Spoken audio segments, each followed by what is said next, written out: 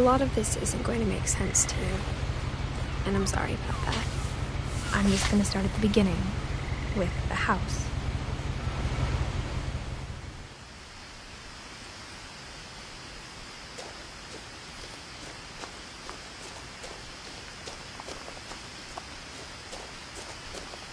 I lived here until I was 11, but I wasn't allowed inside half the rooms.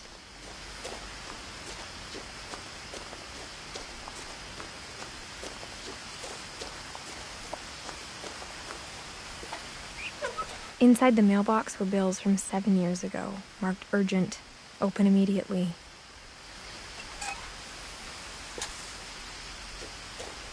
I hadn't been back since my brother Lewis's funeral.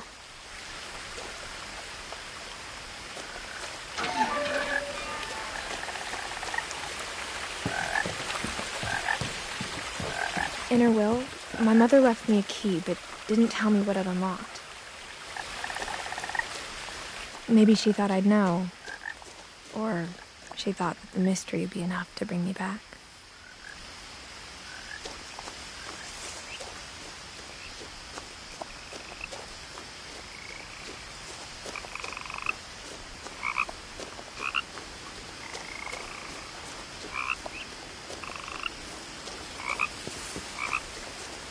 The truth is, even after I inherited the house, I never thought I'd come back to it. But now I had questions about my family that only the house knew the answers to.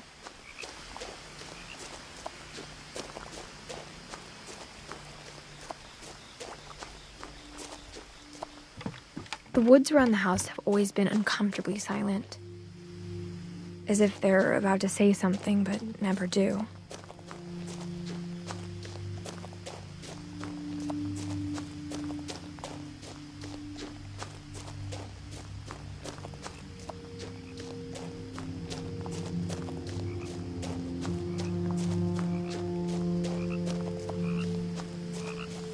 The house was exactly like I remembered it, the way I'd been dreaming about it.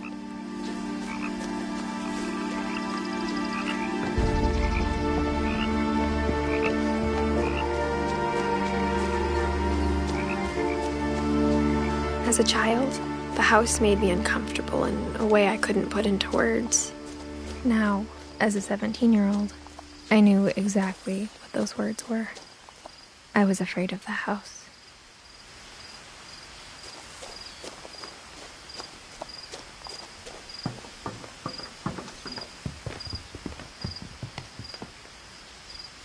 I hoped the key might unlock the front door. It didn't.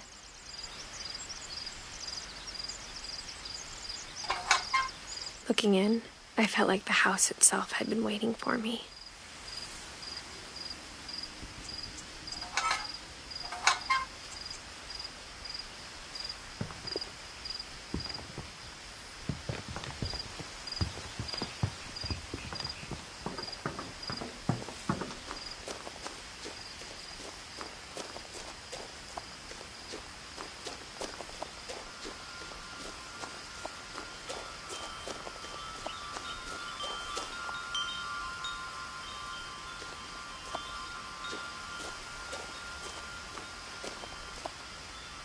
The house felt like it had always been here.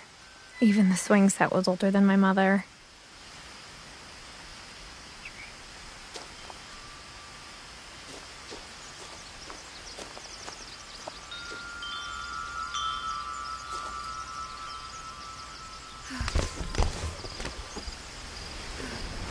Crawling through the doggy door used to be a lot easier when I was 11.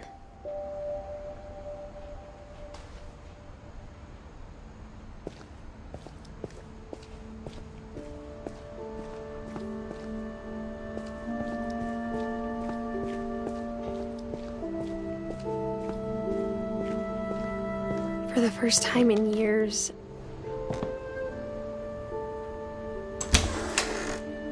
I felt like I was home.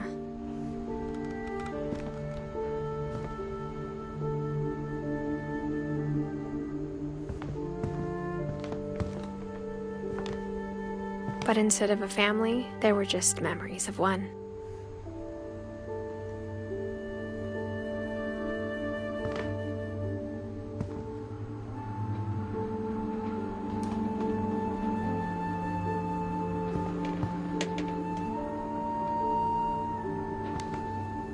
Like how only one restaurant would deliver to our house, so we had Chinese a lot.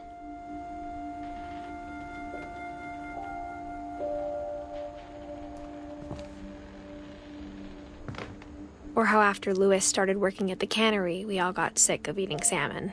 Except our cat, Molly.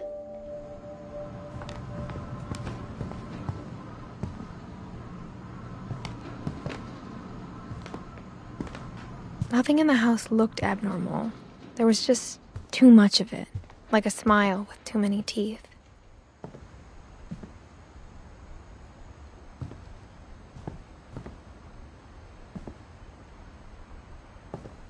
My mom wasn't much of an optimist, but she never stopped believing that my brother Milton was alive. A lot of things got left behind in the whirlwind of that last night.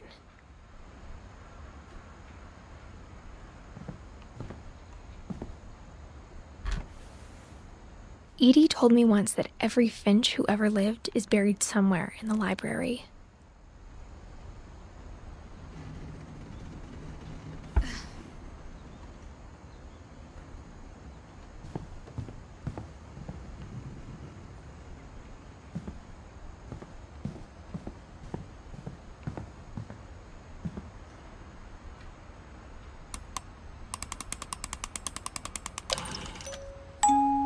Great-Grandpa Sven built a music box for Barbara, along with the rest of the house.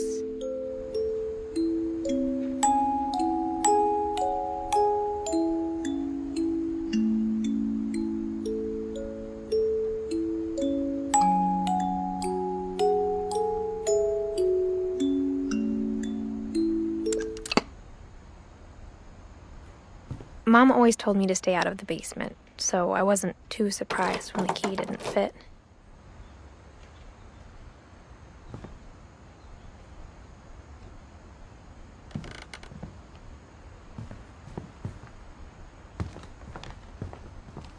The table was still a wreck from the night we left. It was like a bomb had gone off, killing everyone but sparing the furniture.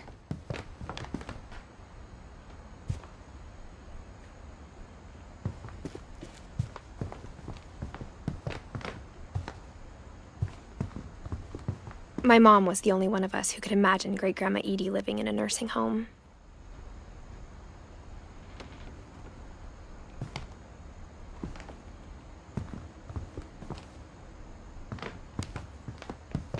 Even the fireplace had a story.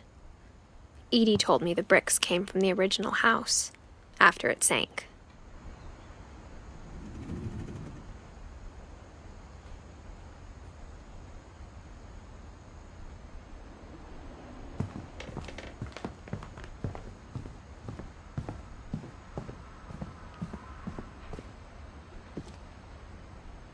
After Milton disappeared, Mom sealed up all the bedrooms. Then Edie retaliated and drilled peepholes.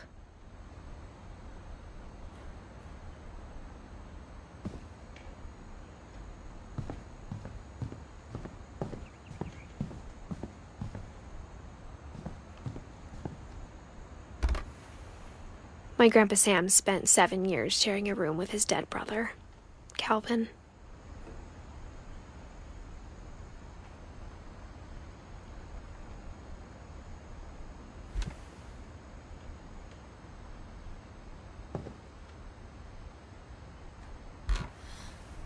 As a kid, I just assumed every house had peepholes and sealed rooms you weren't allowed inside of.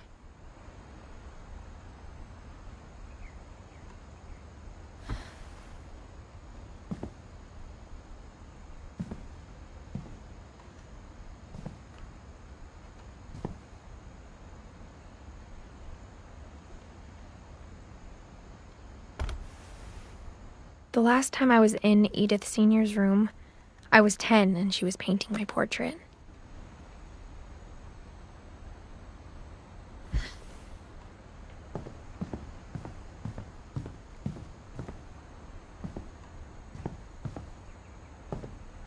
Whenever people ask me about my family, the first thing they always want to know about is Barbara.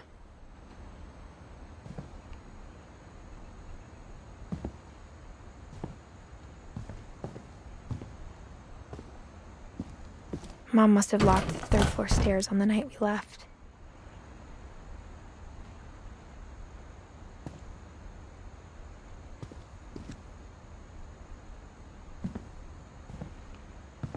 Edie's father, Odin, built the original house.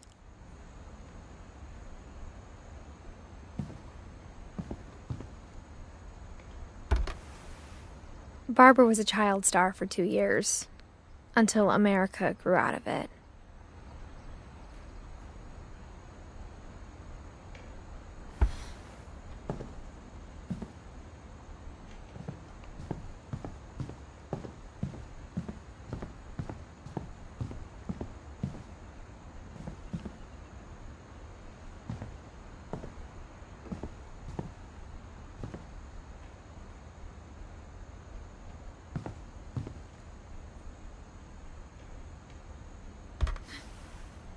Molly always seemed like a girl I could imagine being friends with, if she hadn't died in 1947.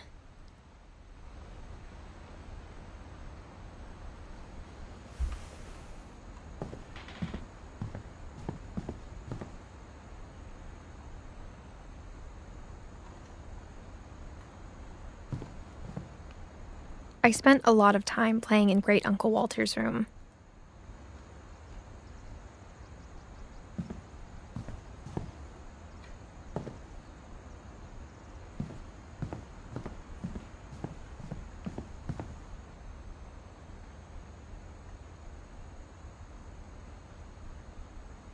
I think my mom sometimes regretted not sealing it up. Lewis told me there were secret passages, but I never believed him.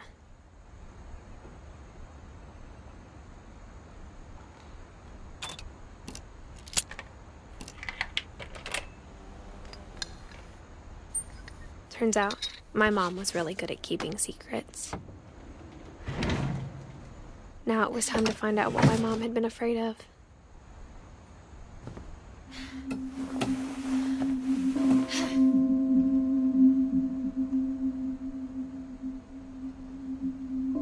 From the paintings on the wall, it was clear my brother Milton had been here before me.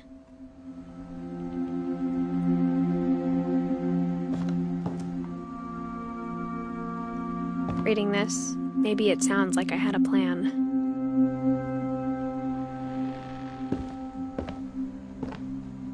But I had no idea what was behind that door.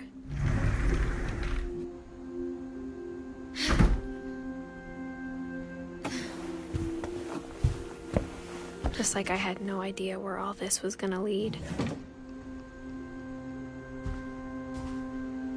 I grew up looking at Molly's room through the peephole.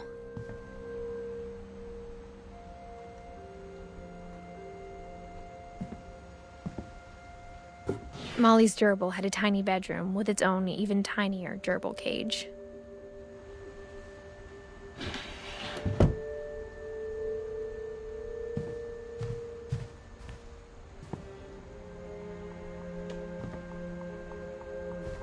Being inside for the first time, I felt like I'd stepped behind a painting.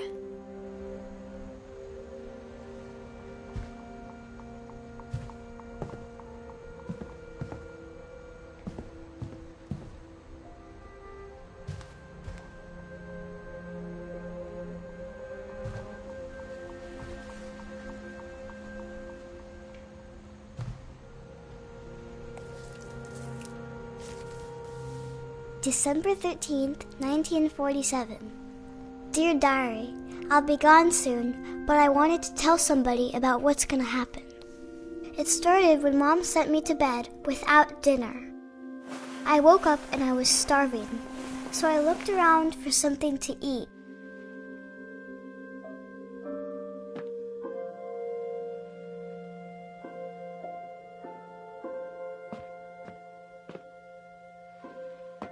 The gerbil food was dry, but I didn't mind it.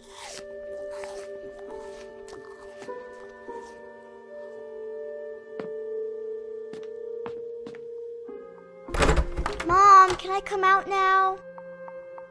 Sweetheart, it's late. Go to sleep.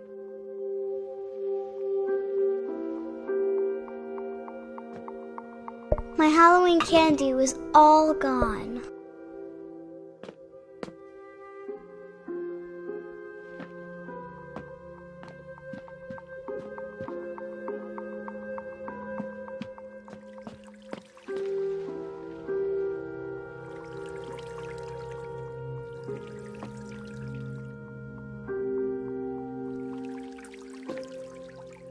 I thought about eating Christopher, but I held back.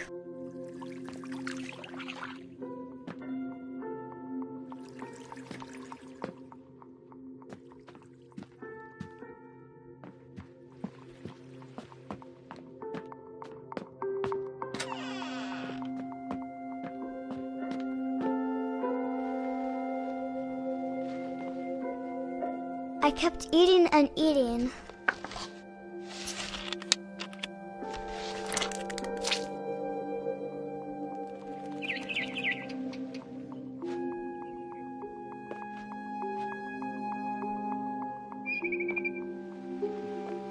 Then I heard chirping outside my window. I ate a lot of things that night.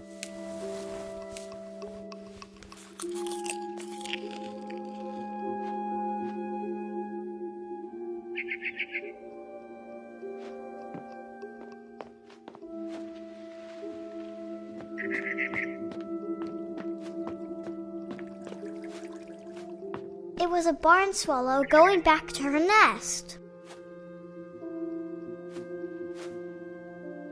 I reached out for her.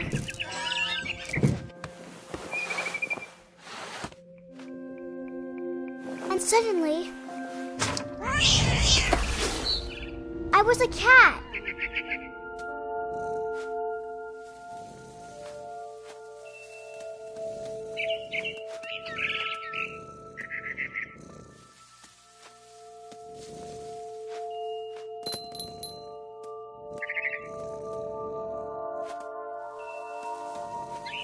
I tried to be quiet, but the bird was really scared.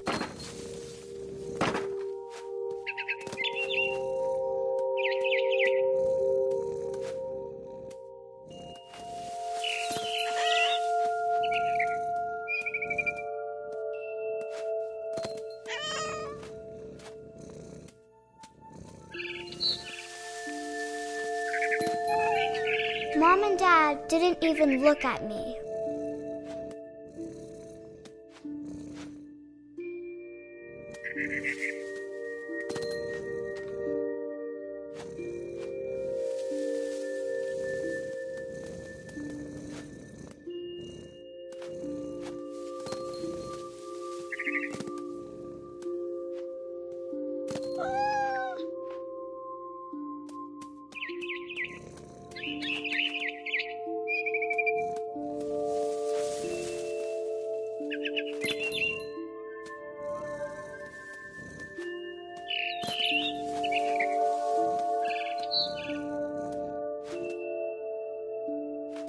I jumped and I almost got her.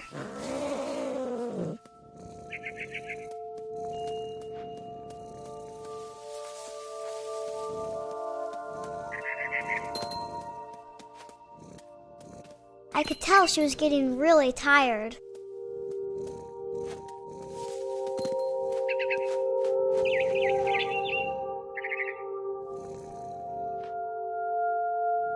Now I was up in the big tree. I promised Dad I wouldn't climb it anymore. All I cared about was eating that mama bird.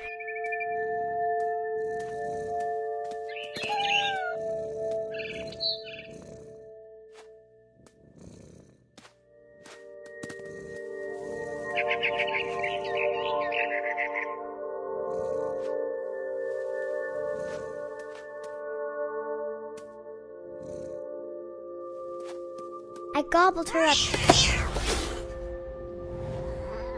And suddenly, I was an owl. First, all I heard was the wind. Then I heard little teeth nibbling in the grass.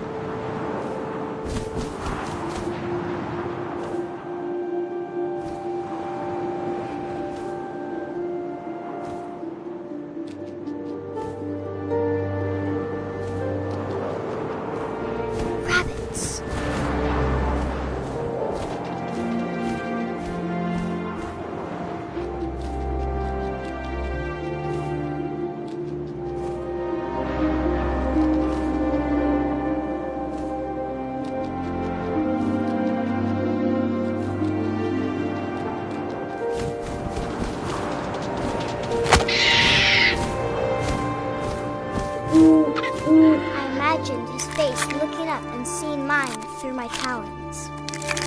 I swallowed him up, and I didn't chew one bit. Then I flew off to find something bigger.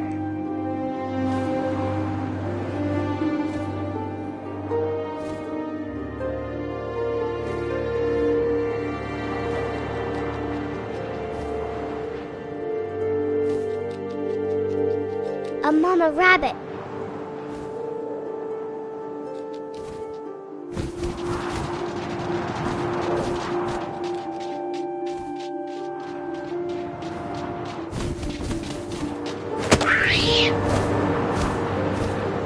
She was almost too big to carry. I started choking, but I couldn't stop eating. And suddenly, I was a shark.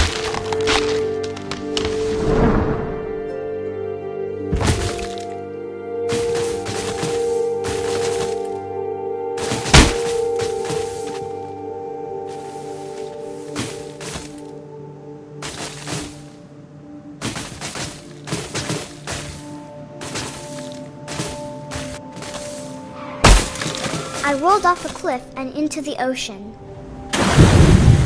Now, I was hungrier than ever.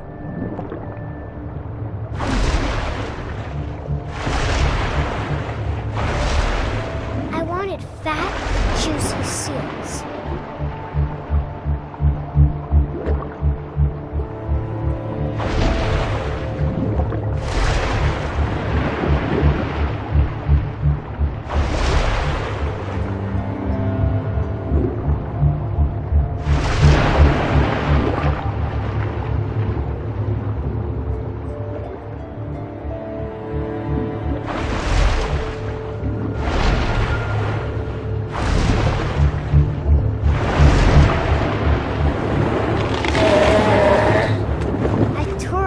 Flipper, and it tasted really good.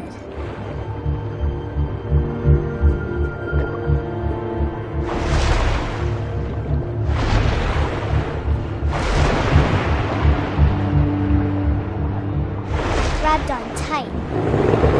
And I was so hungry, I jumped out of the water. When I opened my eyes, everything had changed.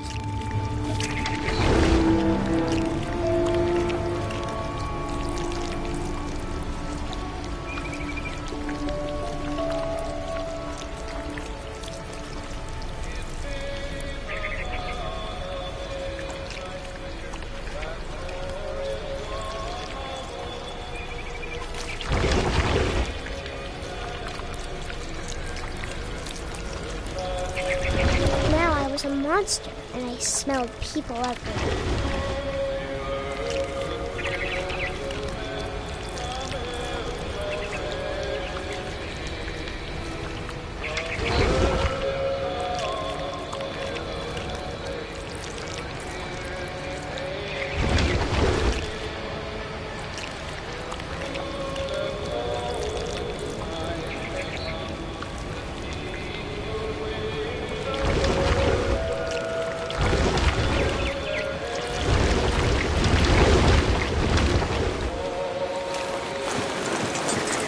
I was big, but I moved real quiet.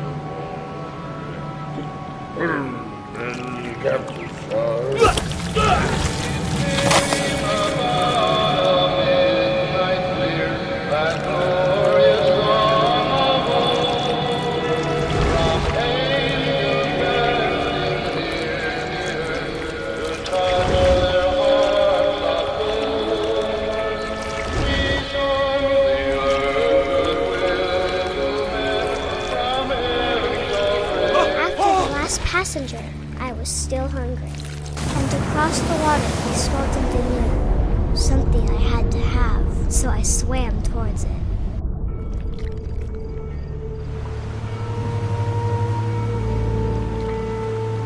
I slithered onto the sand, and the good smell went into an old pipe.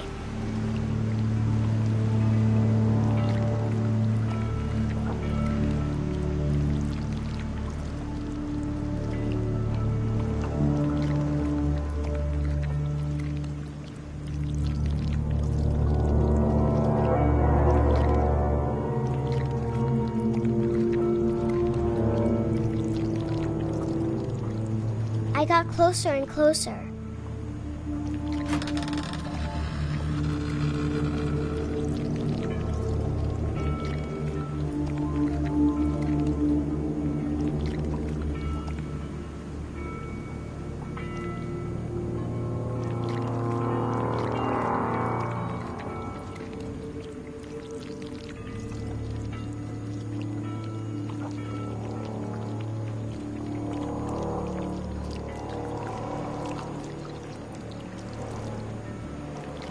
All of my stomach started growling. And suddenly, I was me again. I held my breath for a long time, but I couldn't hear anything. I think it's waiting for me to fall asleep. But it's not going to wait much longer. It needs to feed, and we both know I will be delicious.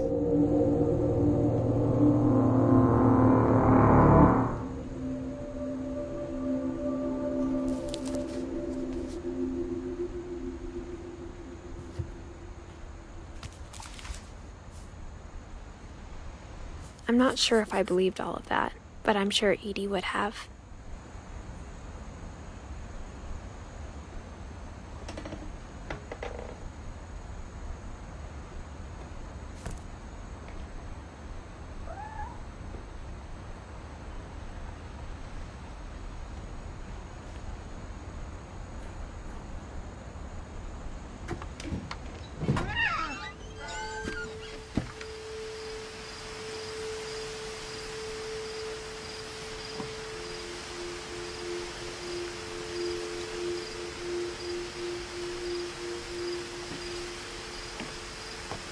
This will be obvious later, but my mom never told me any of these stories. Edie would have, but Mom didn't like bringing up the past. Though, when we adopted a stray kitten, she was the one who named it Molly.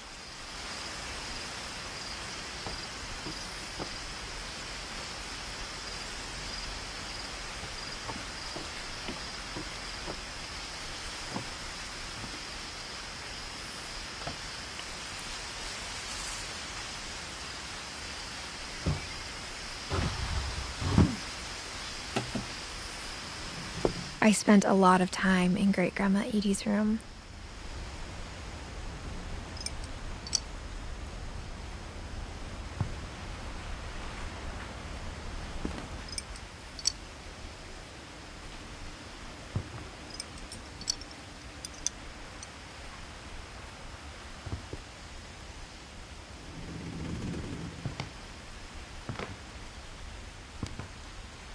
Edie knit me a new pair of gloves every year, just in time to replace the old ones.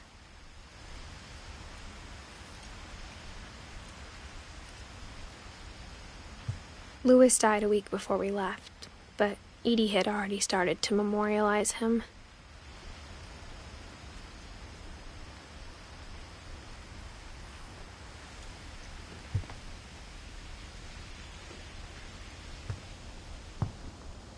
Her room was like a museum.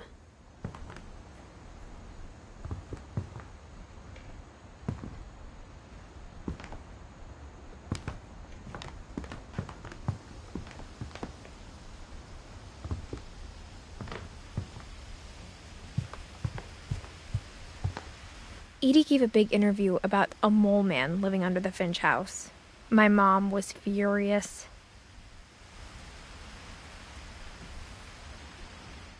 I hadn't thought of myself as Edith Jr. for a long, long time.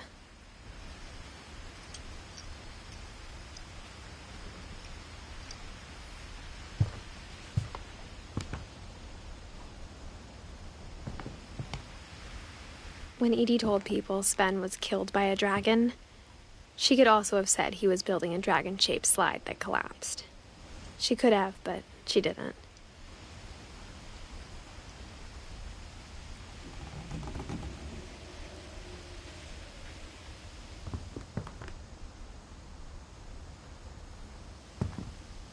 Even in her 90s, sometimes Edie seemed a lot younger than my mother.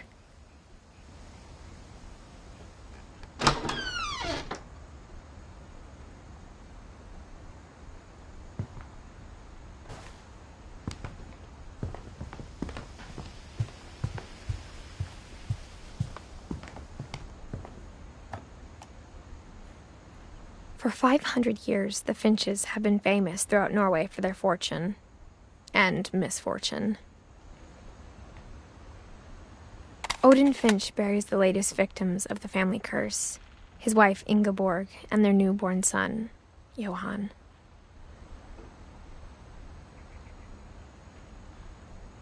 On January 7th, 1937, he set sail with his family and his house, hoping to leave the curse behind.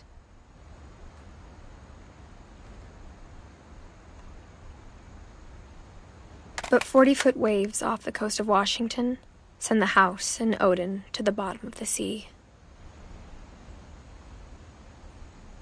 Odin's daughter Edie, with husband Sven and baby Molly, step ashore on their new home, Orcas Island. Odin Finch is the first to be buried in the new family cemetery.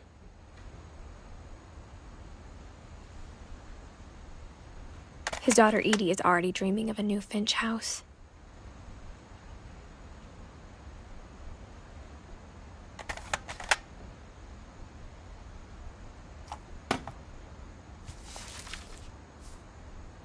Whatever's wrong with this family, it goes back a long ways.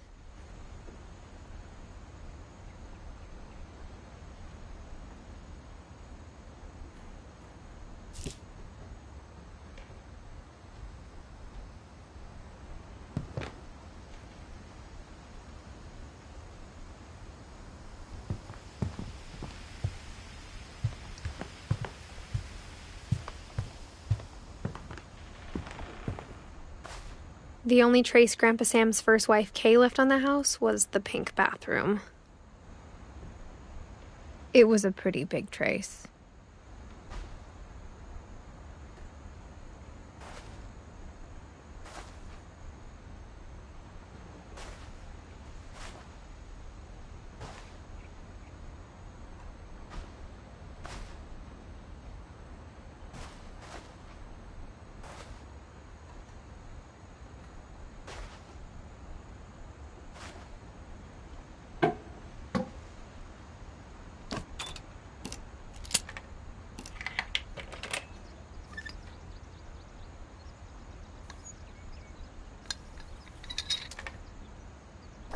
There's a secret in this bathroom. It's in the last place you would look. It isn't in the cupboard.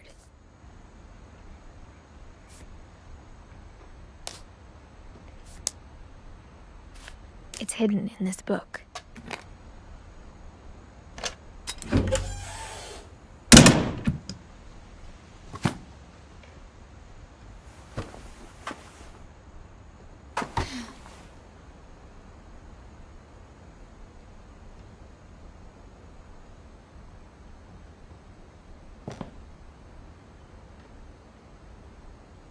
Sven gave Sam an old camera he'd refurbished.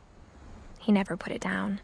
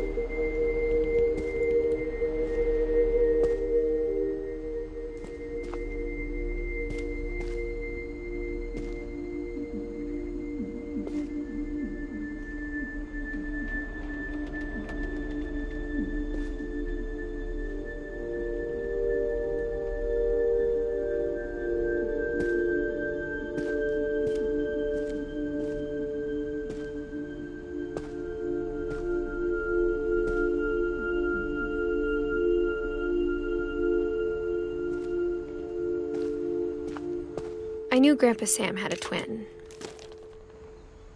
and that he never talked about him.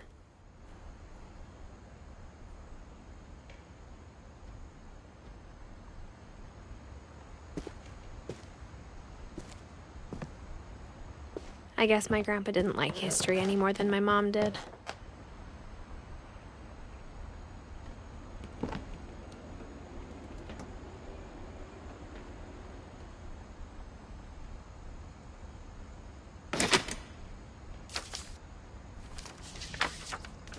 How I Want to Remember My Brother by Sam Finch. The thing I remember is that when he made up his mind, that was it.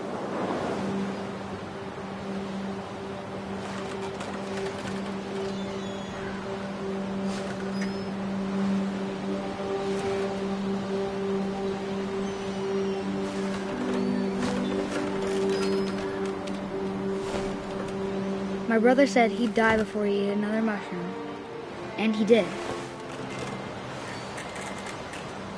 At Barbara's funeral, we swore we'd never be afraid again, and he wasn't.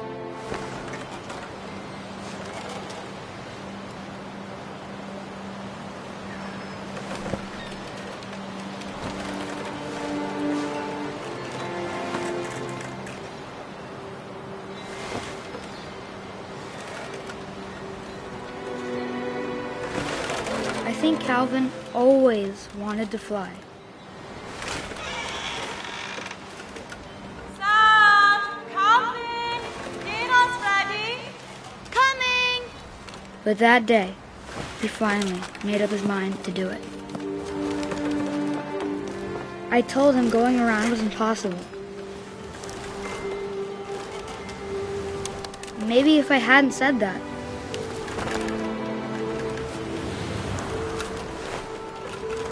Calvin! I'm not gonna tell you again! maybe if the wind hadn't picked up,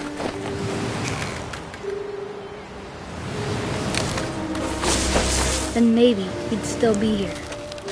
But I doubt it. I think he'd already made up his mind. That's what I want to remember about my brother.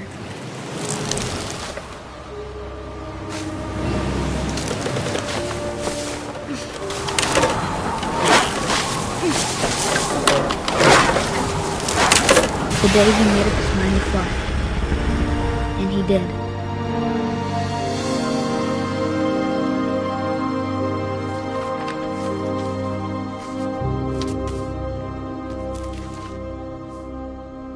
Calvin's story felt strangely familiar.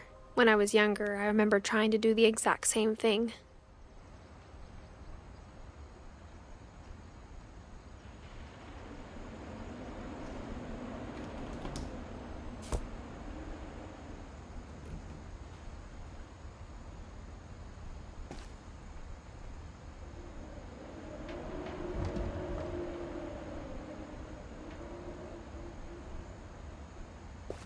After the funeral, Edie roped off Calvin's half of the room.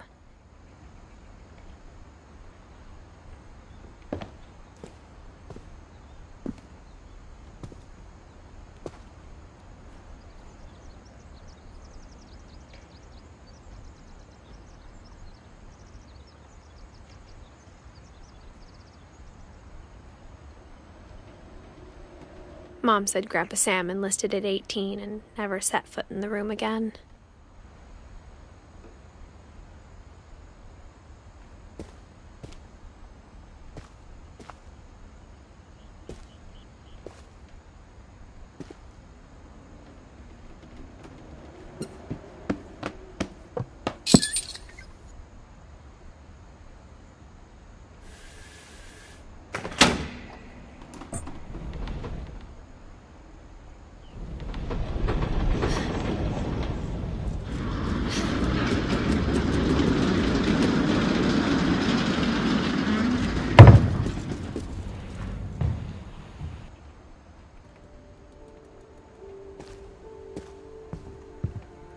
The passages were a pretty tight fit.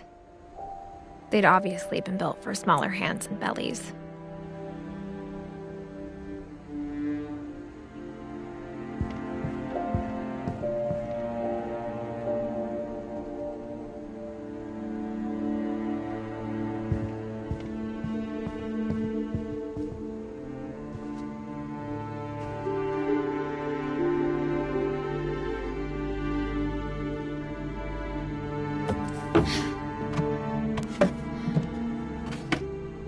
Growing up, I always thought of Barbara as a child star.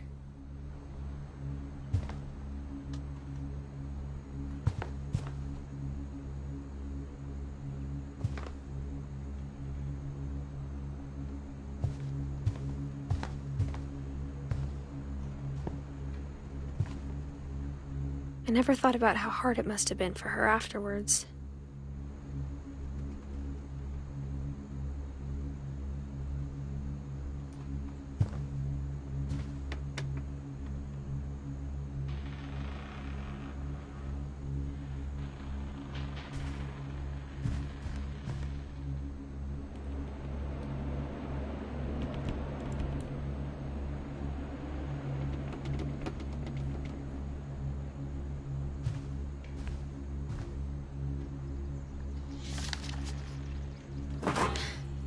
Of all the stories people wrote about Barbara's death, I'm surprised Edie saved this one.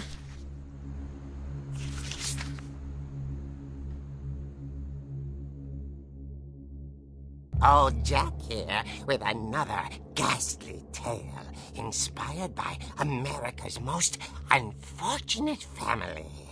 I'm calling it The Surprise Ending of Barbara Finch. As a child star, Barbara was famous for her scream. Now at 16, she was all washed up. A has-been. But in a lucky break, she'd been asked to perform her signature scream at a local convention for monster movie fans. It was just the boost her career needed. Unfortunately, her scream hadn't aged well. Getting better. I think you just need the right motivation. Her biggest fan and current boyfriend, Rick, was about to demonstrate when... Now that was a great scream. It was Barbara's father, Sven. He'd slipped into a table saw and had to be rushed to the emergency room. So Barbara got stuck babysitting her youngest brother, Walter. Her convention comeback was cancelled.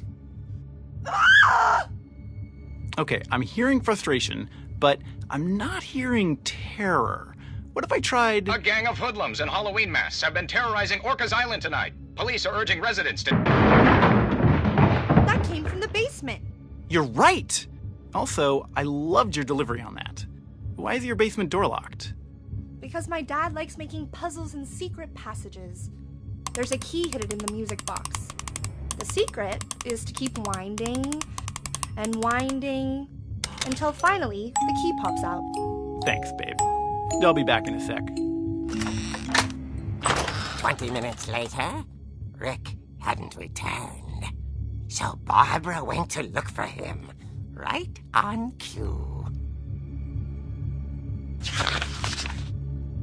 She reached for the music box.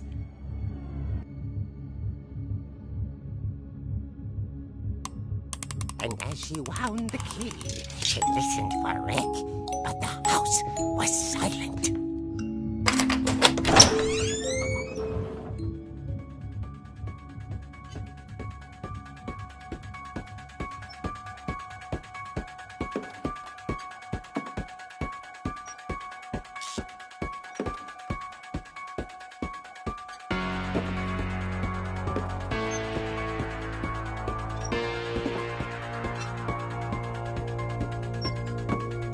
She found Rick's crutch and imagined the worst.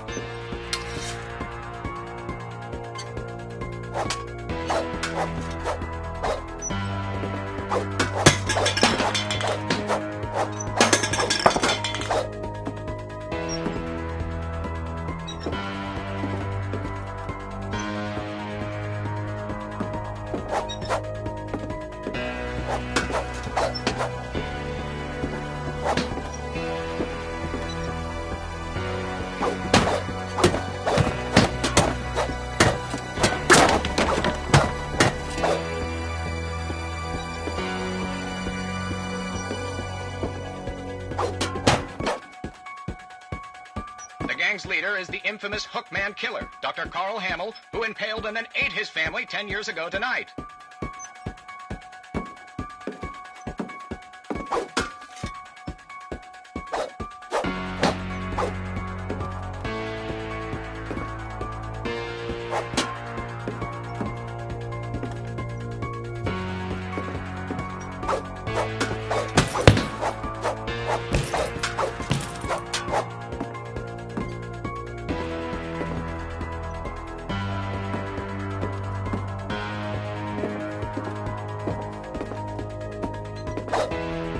The old fridge rattled and grew still.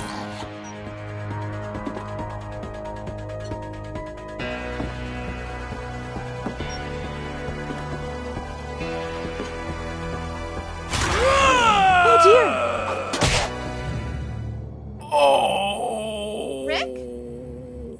Barb, relax. I was just trying to scare you to help you find your scream. Well, I'm not scared, Rick. I'm furious. Then act furious. All I'm getting from you now is that you're hurt and confused and She threw him out, but she kept a little something to remember him by. Barb, have you seen my other crutch? And she was still holding it when she fell asleep watching the late picture show. Hours later... Barbara! Walter, what's going on up there? Ah!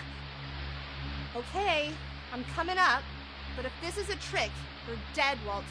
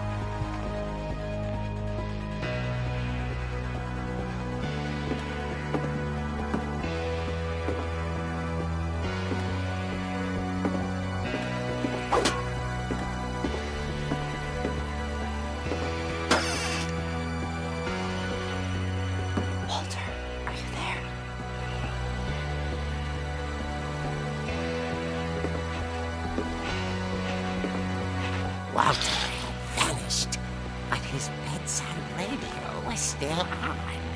Orcas Island police describe the man as 6 feet tall, with a steel hook for a hand. Residents are urged to lock all doors and windows and notify the police of any suspicious activity. Barbara turned, saw the Hookman, and was speechless. He was quite smashing. And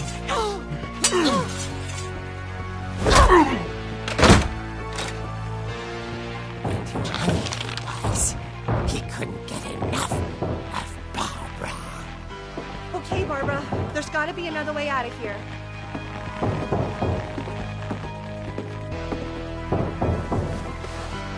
That night, she played her part beautifully.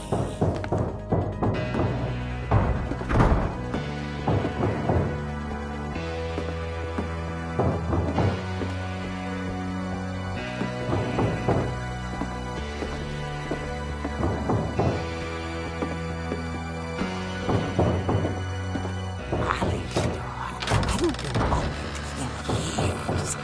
The hinges grow.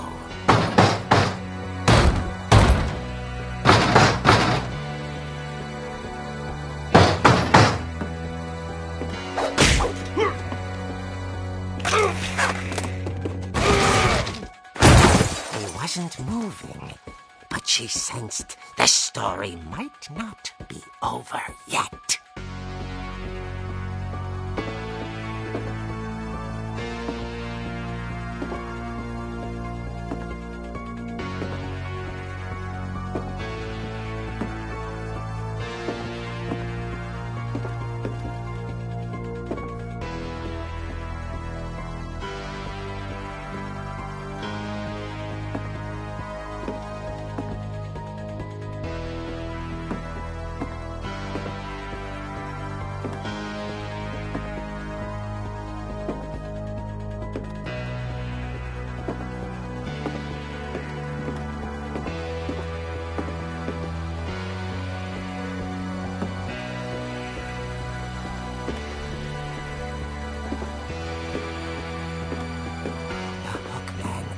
Vanished. She listened for his breathing, but all she heard was...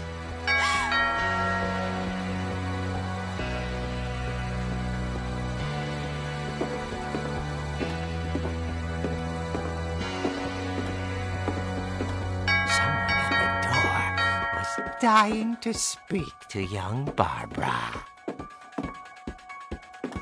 At the door, she heard whispering. Was coming from inside the house.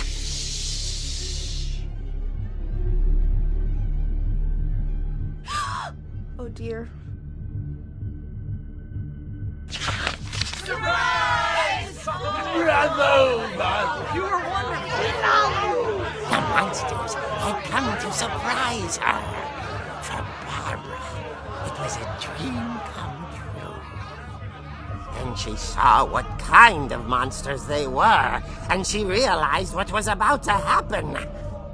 She was going to be famous. And with her final breath, Barbara Finch gave the performance of her life.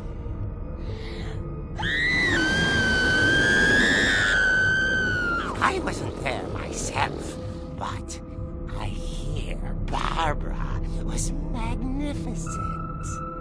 Poor girl. She had a taste for stardom. But unfortunately, so did her fans. Of course, the police blamed it all on poor Rick, who disappeared the same night. And little Walter, hiding under his bed the whole time. He took it all pretty hard, but that's another story. As for Barbara, tucked inside the music box is all they ever found of her. Her ear.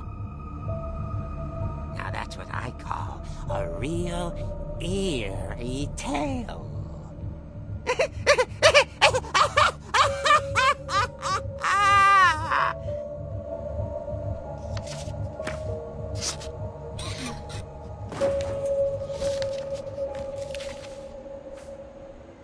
Edie told me all Barbara wanted was to be remembered, as absurd as that comic was. Maybe what Edie saw was a happy ending.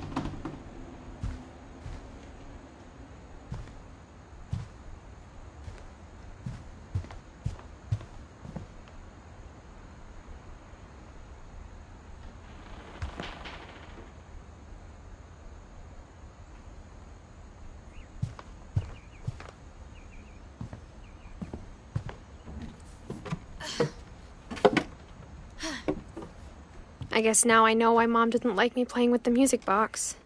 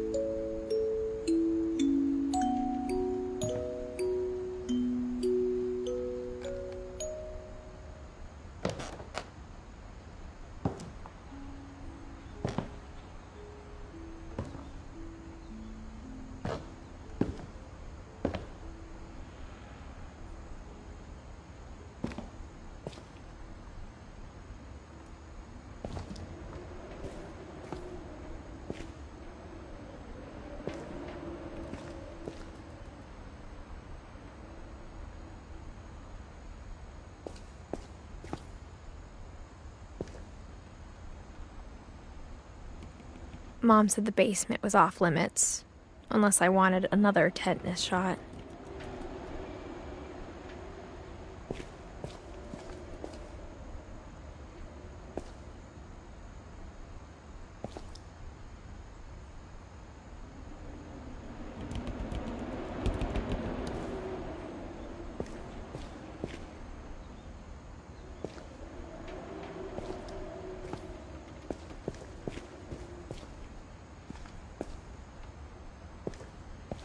I saw Edie sneak down to the basement once, carrying packages.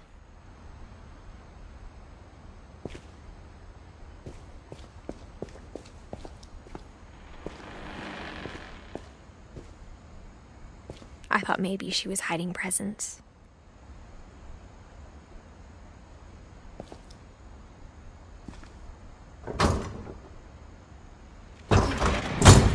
It turned out she was hiding a lot more than that.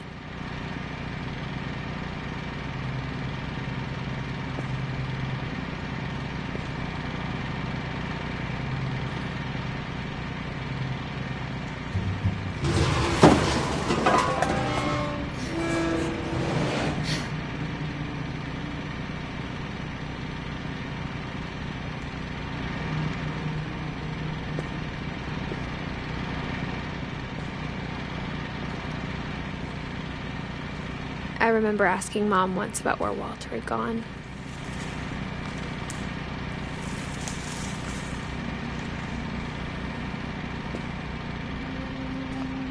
She said after Barbara died, he got as far away as he could.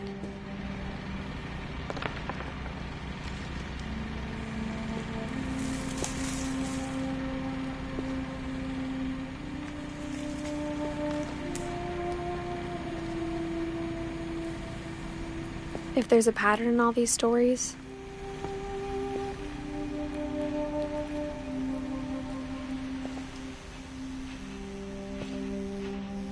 I think it's that none of us has gotten very far.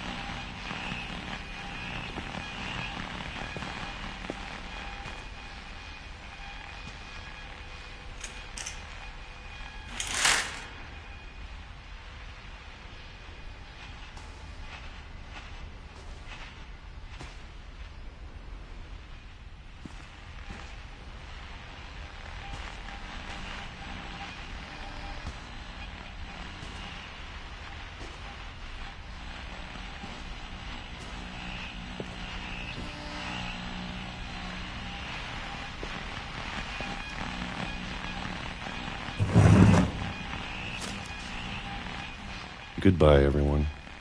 I can't believe I've been down here for 30 years. On that first day, after the shaking started, I didn't think I'd survive a week.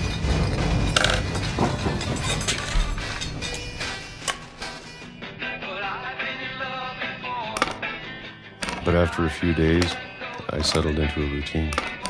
That's what kept me sane. Having a schedule, living for today. I always expected to be dead tomorrow. But if you wait long enough, you get used to anything.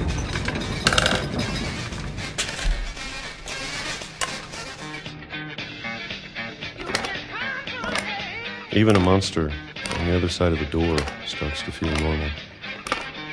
Almost friendly.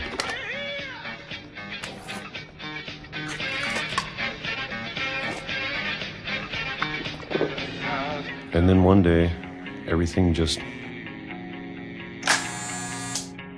stopped. Whatever that thing was, it was gone. Maybe it got tired of waiting. Or maybe I just got tired of being afraid.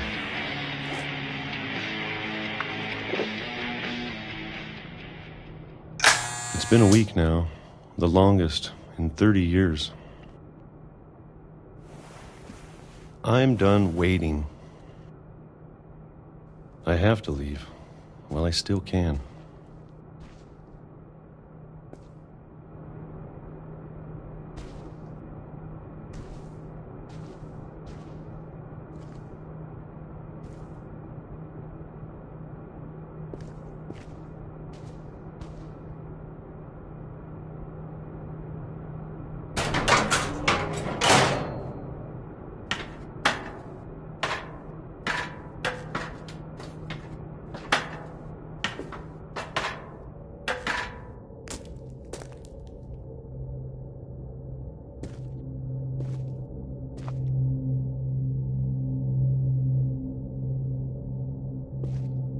I know it's out there, somewhere.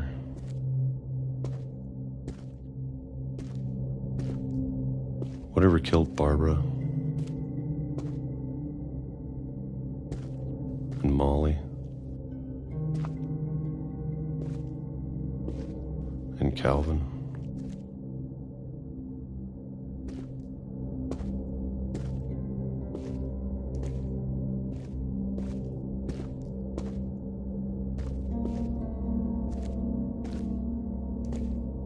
Maybe this is all a mistake.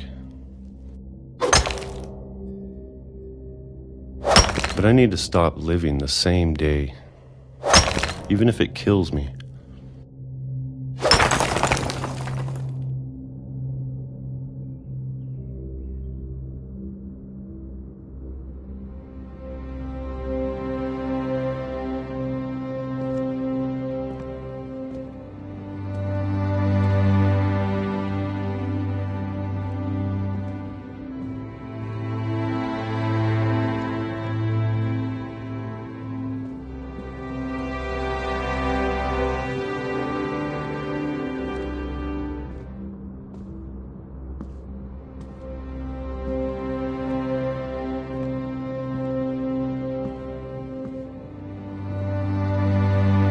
Whatever's out there, I want you to know I'm ready for it.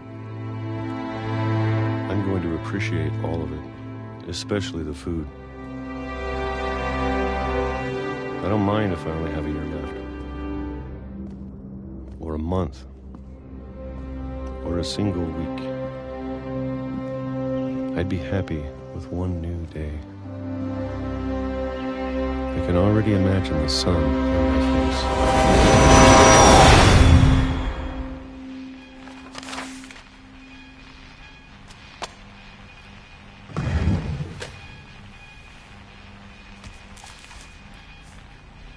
Walter died when I was 6. I can't believe my mom never told me he was down here.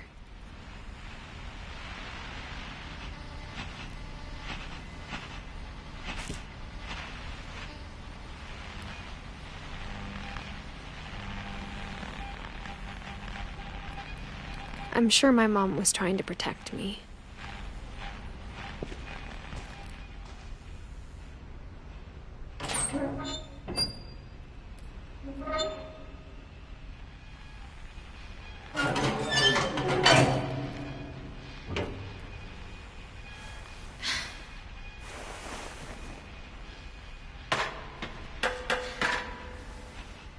Maybe she was afraid I'd end up like Walter.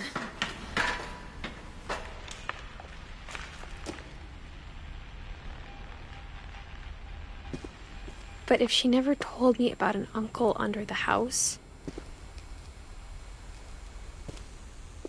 I can only imagine what else she was hiding.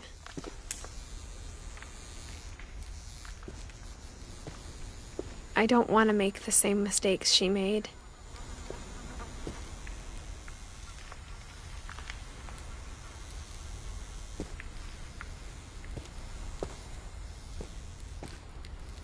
Trying to bury something that's still alive.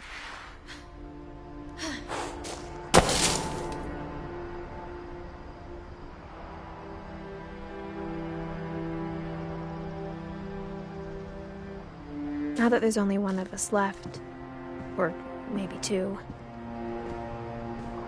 I thought it was time I heard the stories for myself.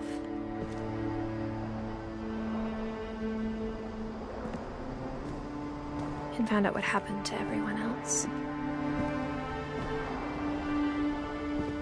But now I'm worried the stories themselves might be the problem.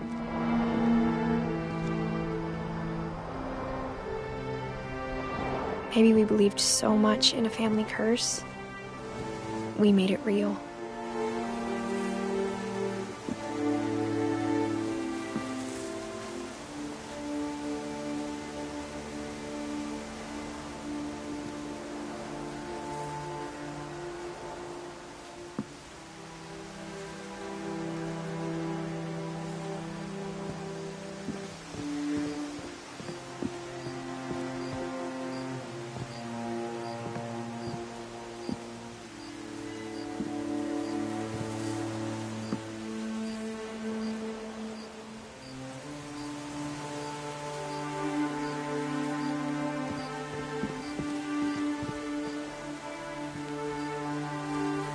I don't know if I should even be writing this.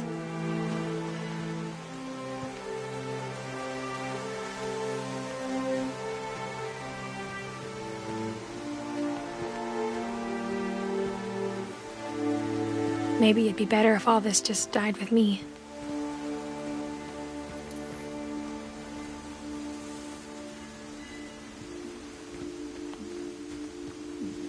But I thought you should know about your family.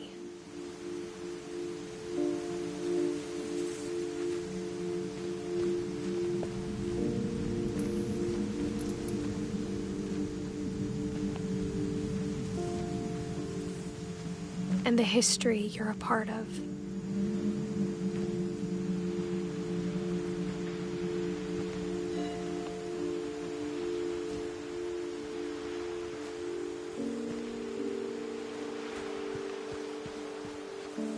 Though to be honest, I feel as lost as you probably do right now.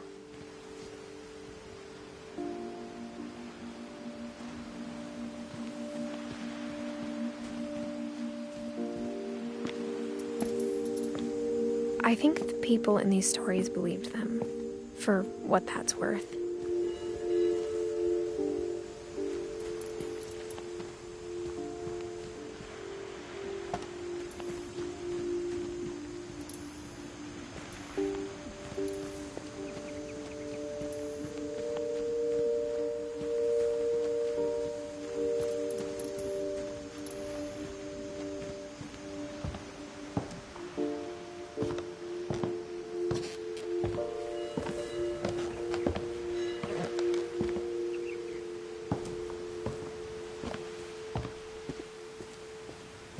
And when you look at the house, that history of imagination and stubbornness and madness, any of it seems possible.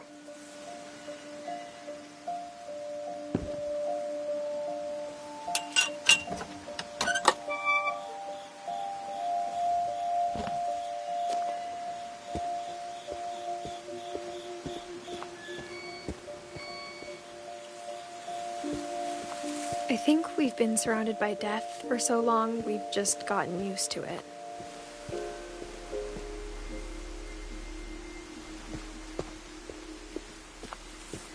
What kind of family finishes building a cemetery before starting the house?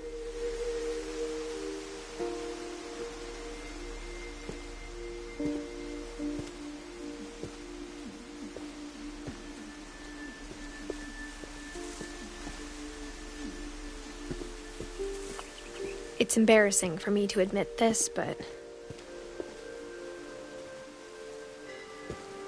the pet cemetery made me more uncomfortable than the human one.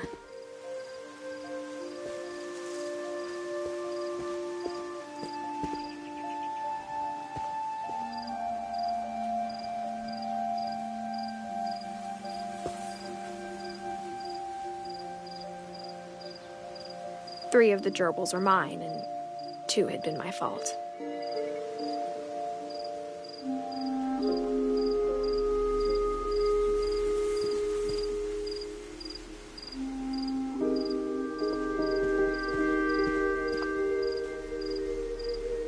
Sven built the house, but it was Edie who designed the cemetery.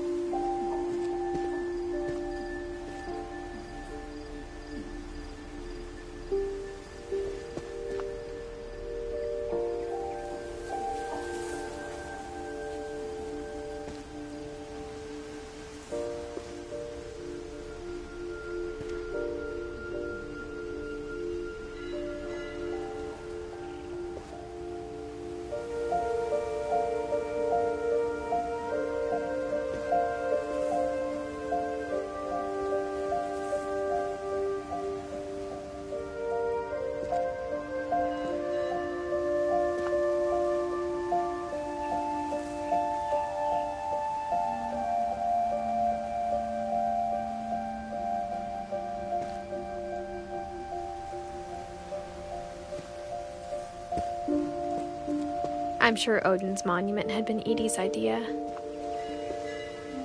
My mom was always trying to move on, but for Edie, the past never went away.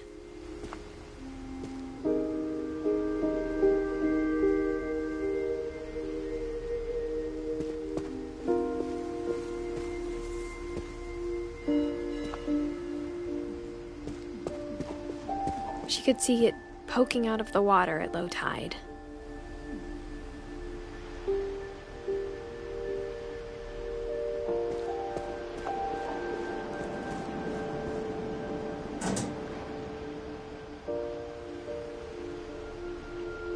Edie said she dreamed about the old house every night.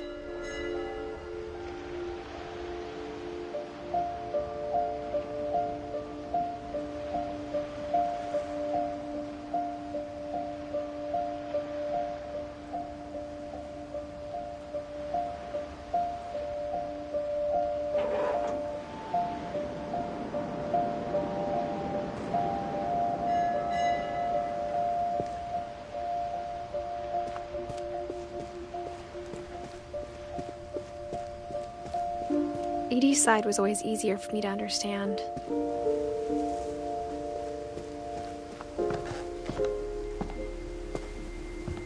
But the older I get, the more I can see where my mom was coming from.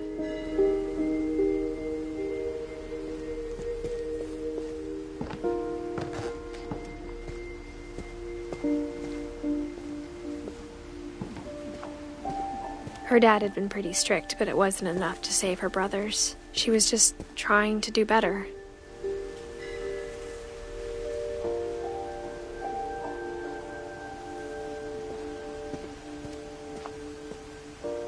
She lost 2 of her brothers, just like I did. I get why she tried so hard to protect us.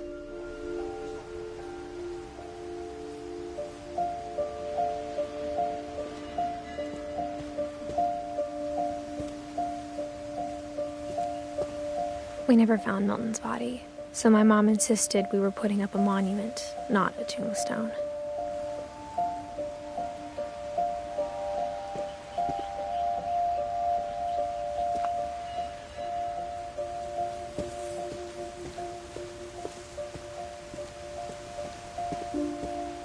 There's so many things I wish I could ask my mom now. Part of me thinks this is what she wanted all along. For me to come back someday and find everything out for myself.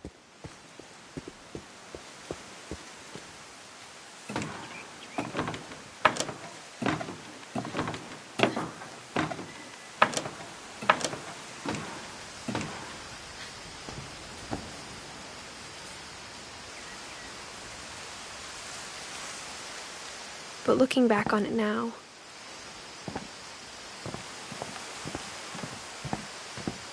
if she told me there was going to be so much climbing, I never would have come when I was 22 weeks pregnant.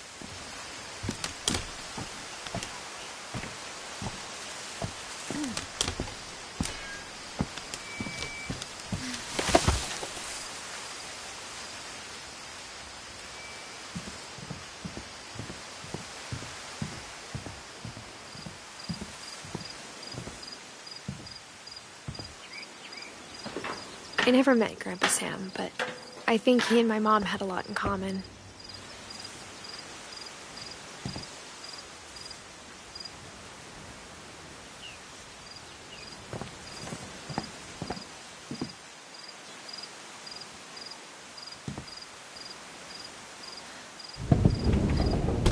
They were both pretty intense.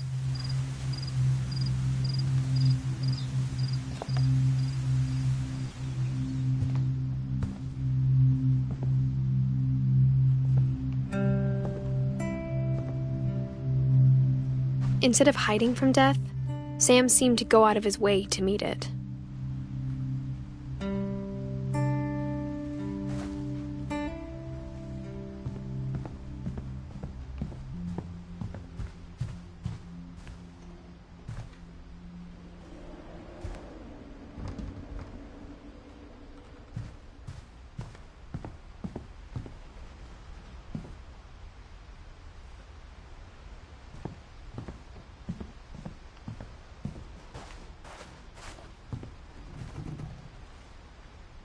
Sam spent his life shooting photos, but Mom said he got nervous being in front of the camera. I guess we're all afraid of something.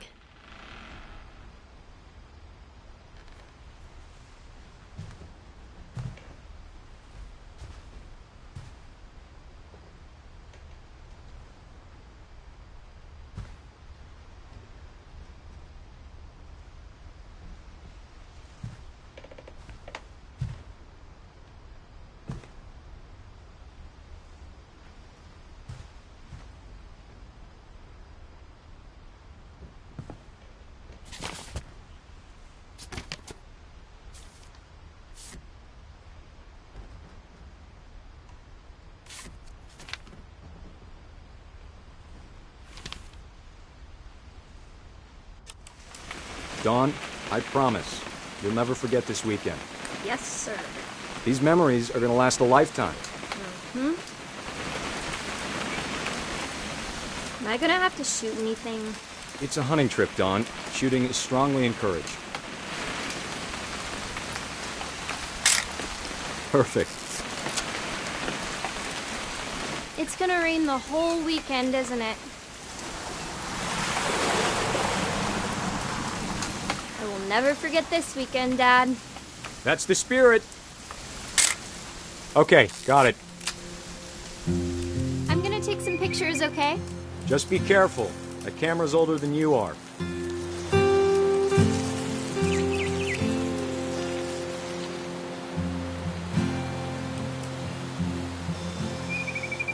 You're right, Dad. It's starting to clear up. Still freezing, though. Aw.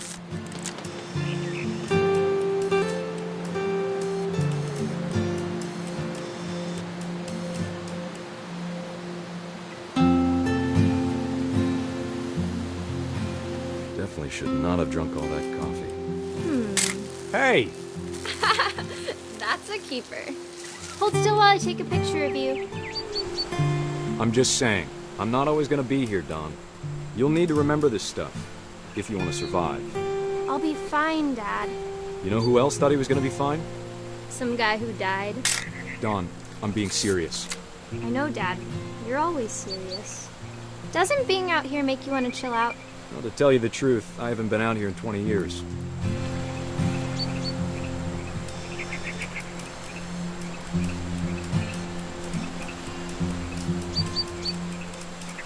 Last time I was with my brother Calvin. Man, that was a great trip. Your grandpa Sven taught us how to fish, how to build a fire. We found an old logging trail. There were deer everywhere. I bet if I could remember where that trail was, we'd spot a buck for you in no time. Give me a minute to check the map. Dad! Good eyes, Dawn. Before you take the shot, let me get a picture of you.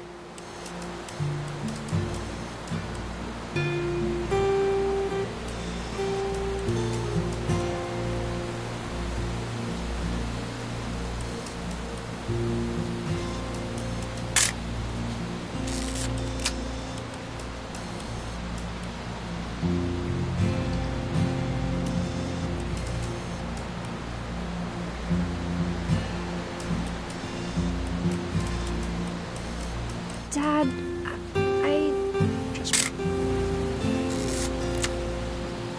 Let me get behind you. Do I have to do this? Dawn, you don't have to do anything. But if you want to survive, you'll need to be strong.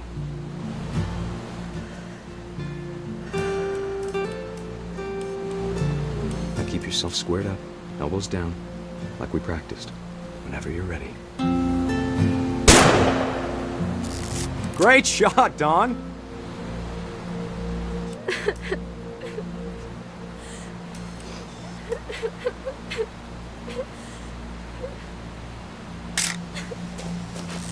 I'm proud of you, Dawn.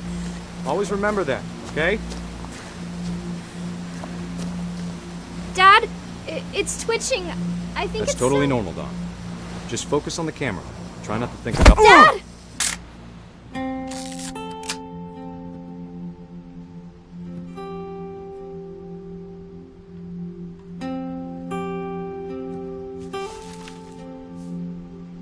Of all these stories, that's the one I wish most that my mom had told me.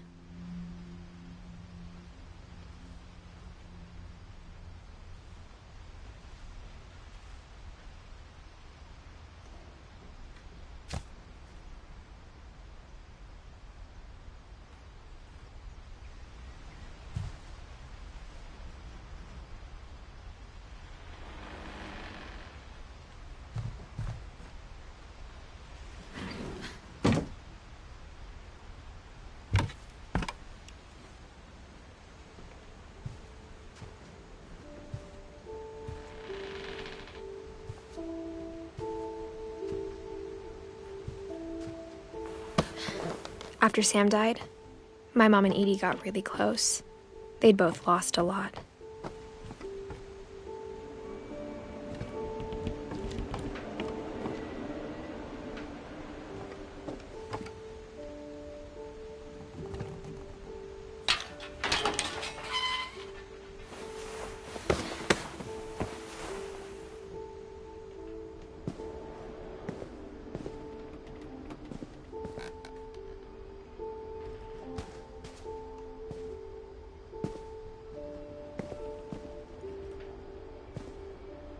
I can't imagine my mom ever writing poetry, and yet...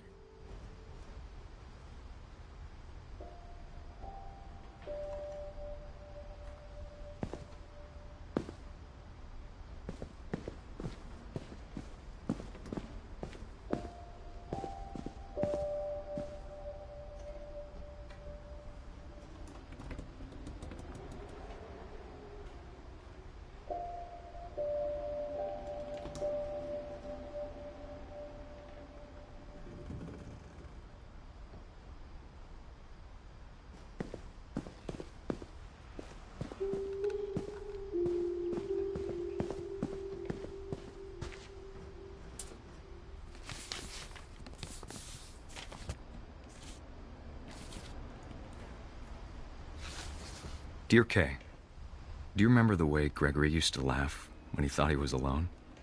Like something funny was happening, but only he could see it. I think he saw things the rest of us don't.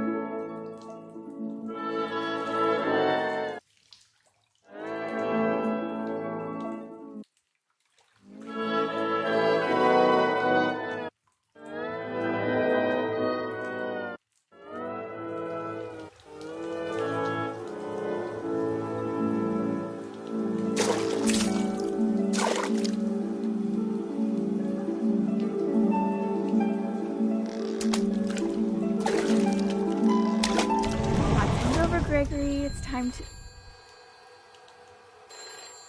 Hold on, sweetie. Hello? Sam, I told you I don't want to talk right now. I wonder what he saw.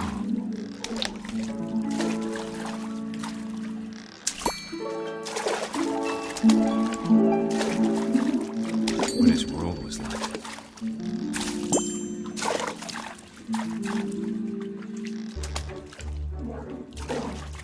He reminded me so much of Calvin.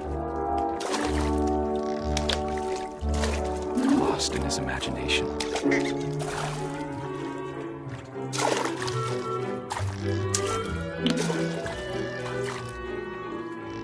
Whatever it was, he saw.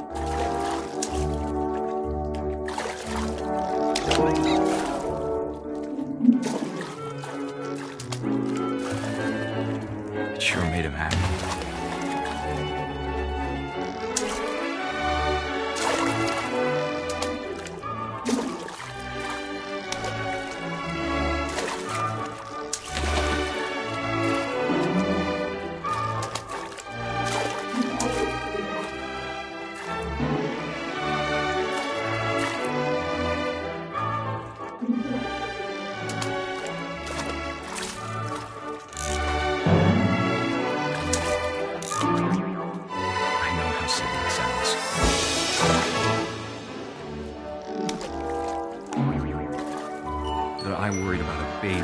too happy.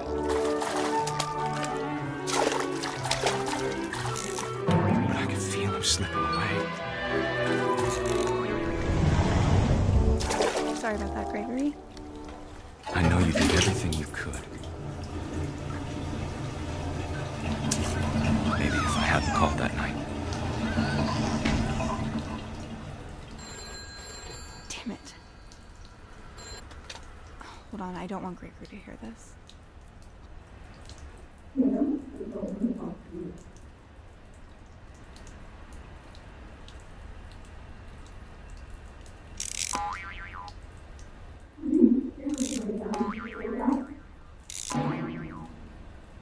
I wish he could have told us about the world he saw.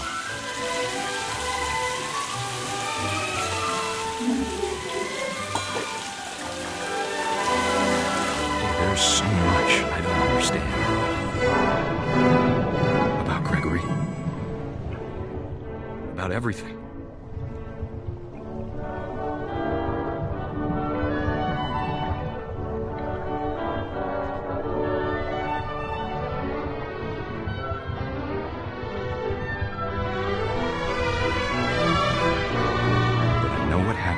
Wasn't your fault.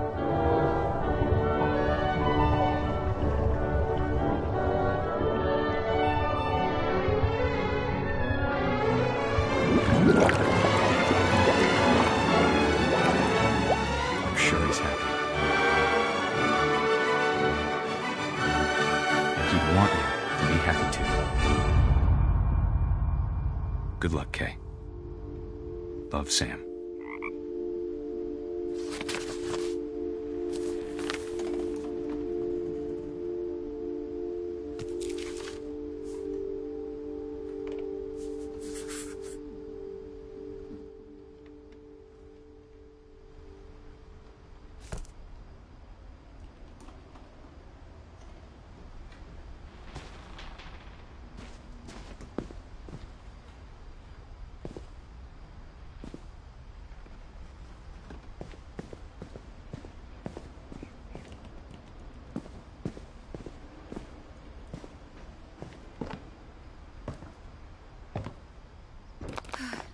My mom moved up to the loft after her brothers died.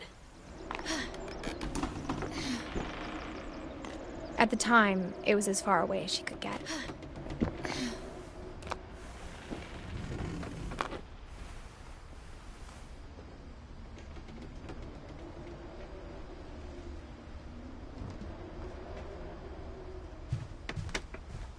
I can't imagine what it was like for her to lose 2 sons after she'd already lost 2 brothers.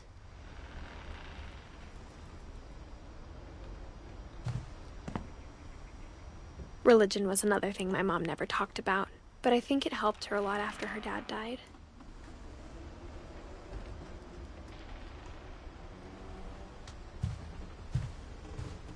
She spent a summer building houses in Calcutta, where she met my dad, Sanjay.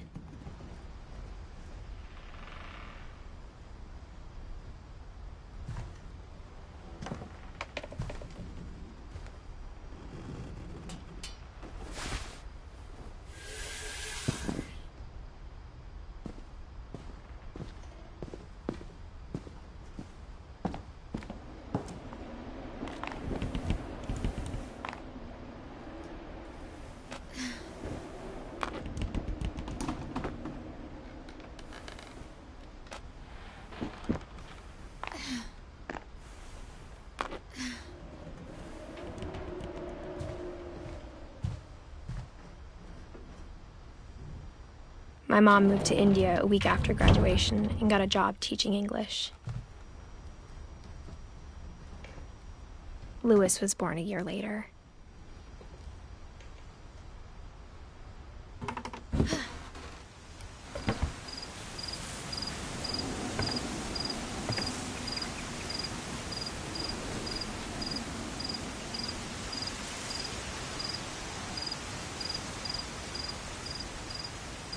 When my dad died, I don't think Mom knew where else to go.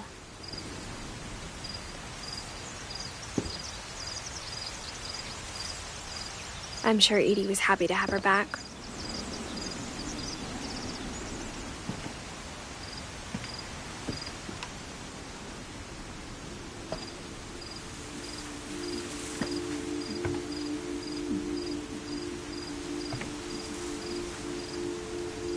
The house had to get a little bigger, but Edie was used to that.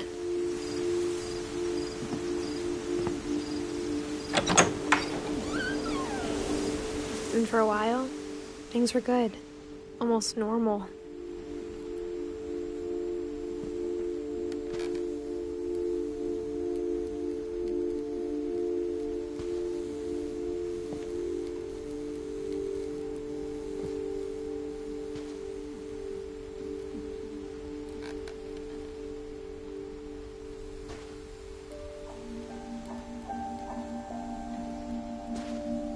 But it didn't last.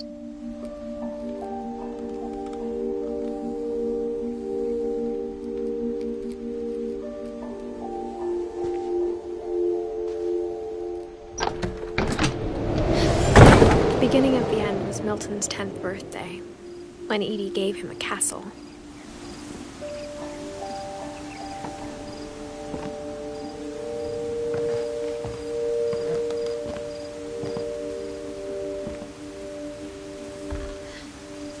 After Milton disappeared, the only thing he left behind was a room full of paintings.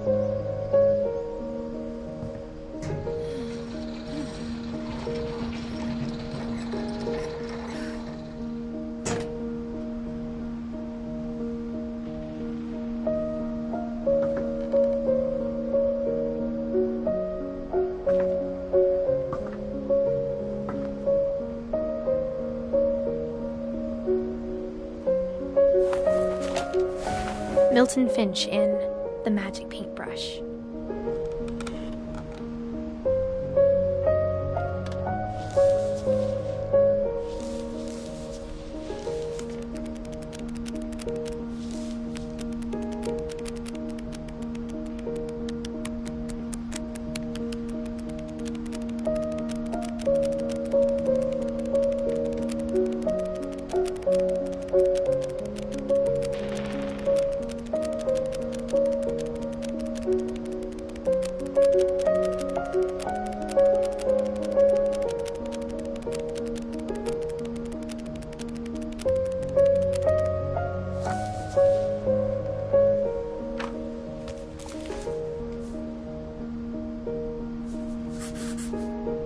I was 4 when Milton disappeared.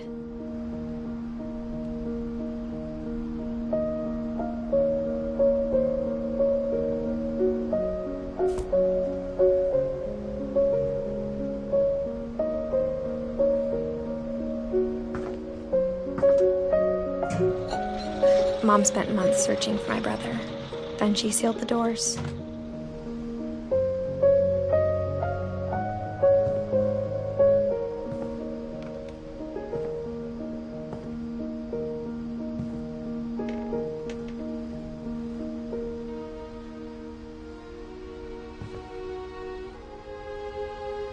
Whatever Milton had found in the house, Mom didn't want it getting out.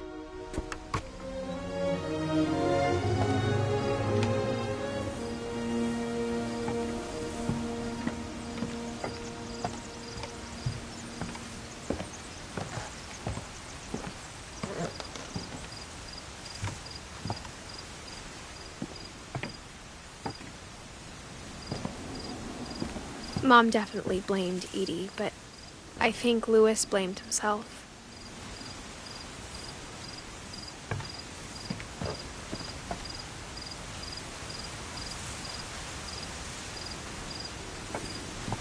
After he graduated, he just spent more and more time in his room, until Mom got him a job at the cannery.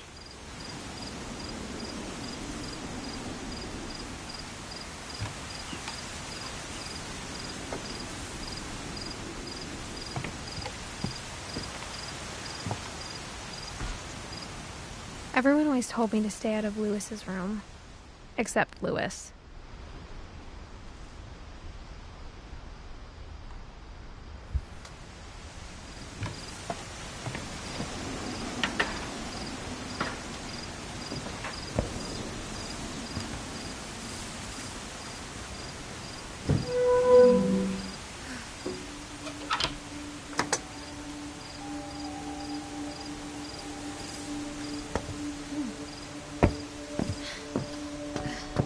Louis's room smelled very, very familiar.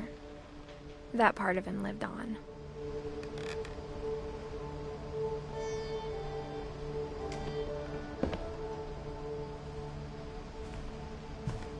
Louis and I spent a lot of time playing games together, but he was surprisingly bad at them. He died a lot.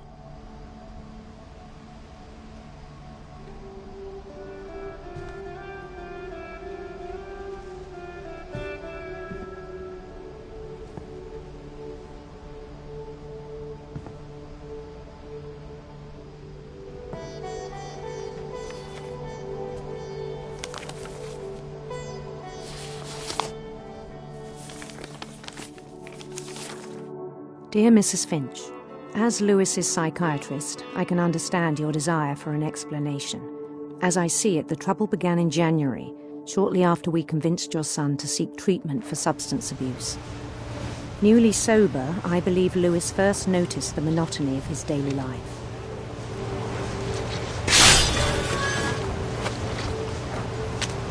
He kept working at the cannery.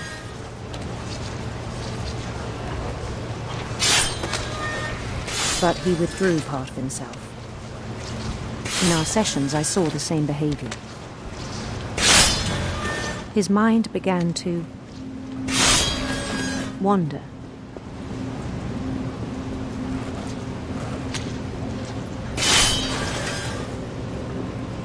I asked him to describe it.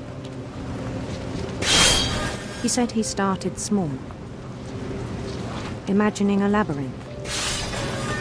He'd feel his way about. Then something moved. Bats. And toads.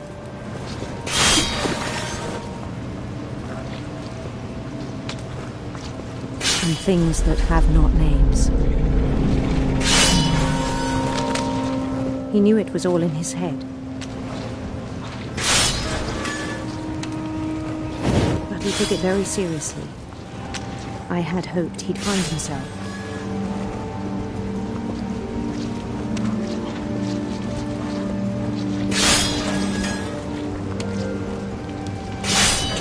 But he found something more.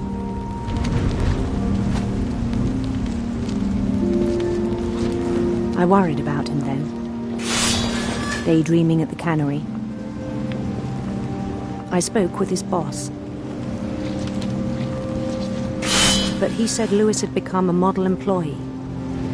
Methodical, tireless, focused. Like a whole new Louis. So I let him go on.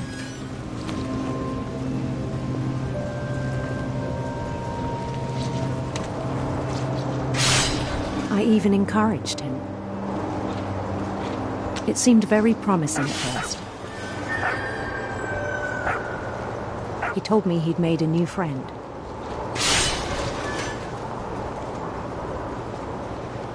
On the edge of a city he named Louis Topia. He built the city up slowly, brick by brick. Then he made musicians.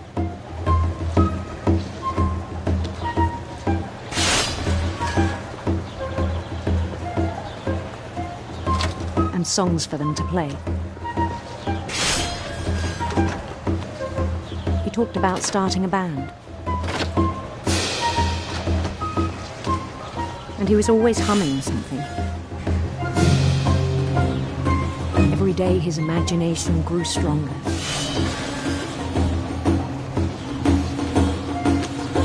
He no longer spoke at the cannery. But his chopping was as reliable as ever. Then one day it struck him that all the cheering crowds, even the stones under his feet, were all in his imagination, so he could do whatever he wished.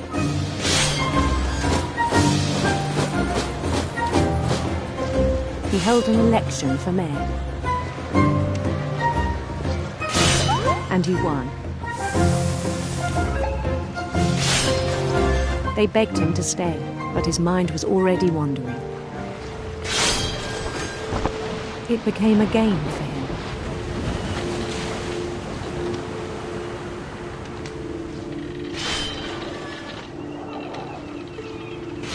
He'd conquer a city, then immediately push on.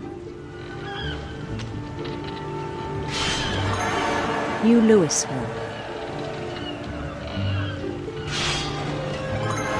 St. Louis. He started drifting away from our reality.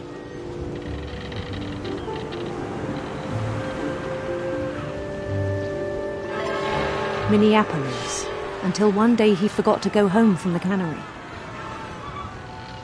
Even as his mother pleaded with him, part of Louis kept sailing on.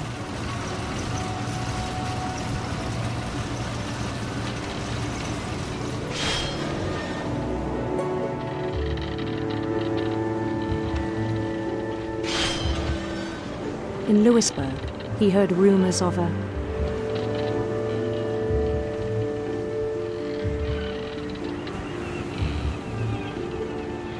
handsome queen.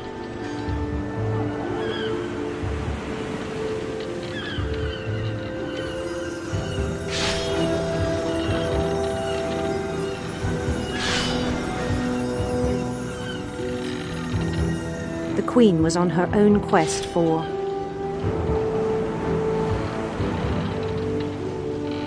radiant rainbows.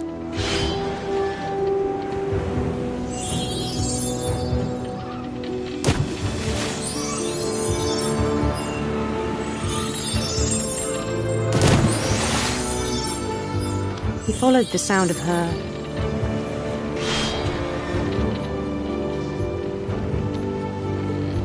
silver harp.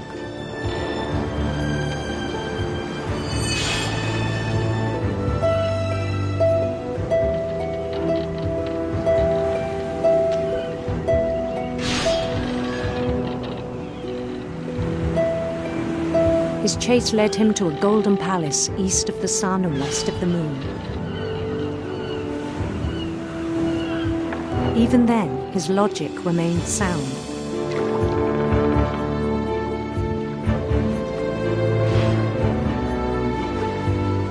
He knew the world was all in his imagination.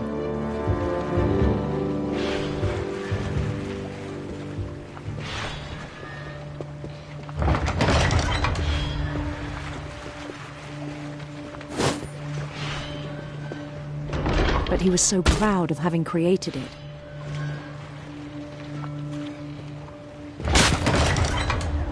In his own eyes, he'd become something greater than a king.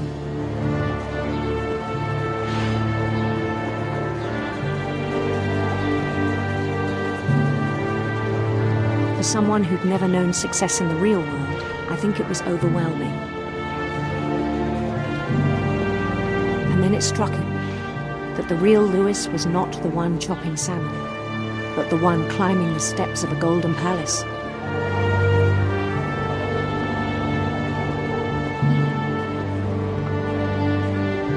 My imagination is as real as my body, he told me. It was hard to argue with him.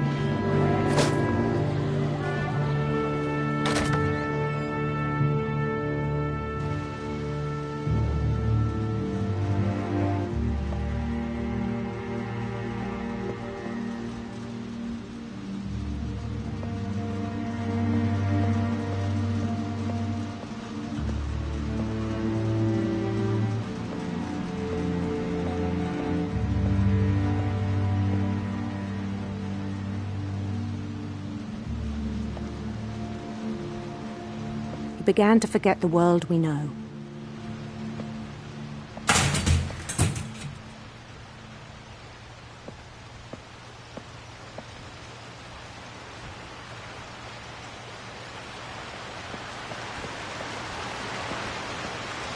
I think it pained him to remember Lewis, the cannery worker.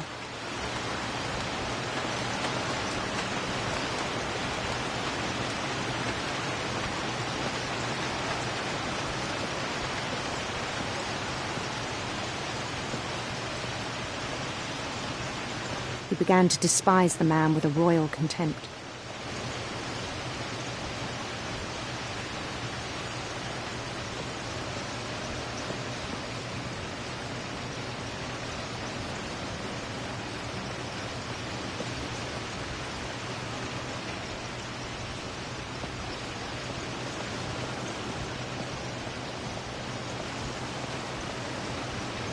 I still thought I could save him.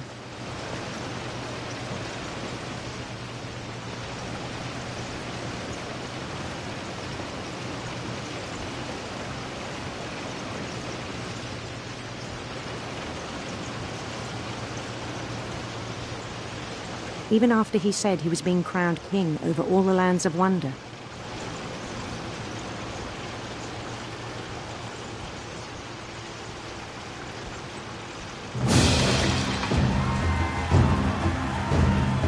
The palace would be packed with his companions.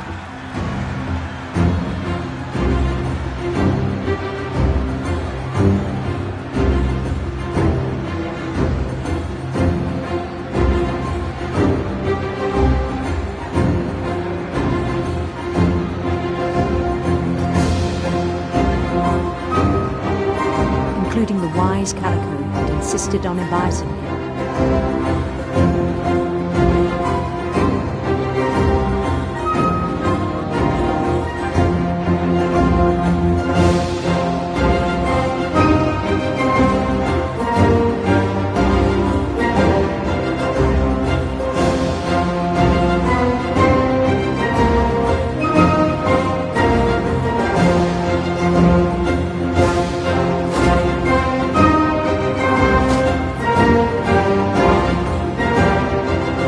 Queen waited, holding his crown.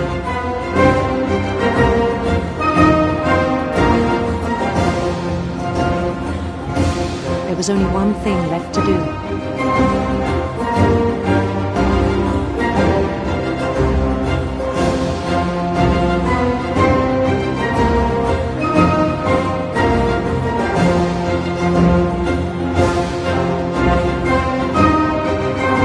Bend down his head.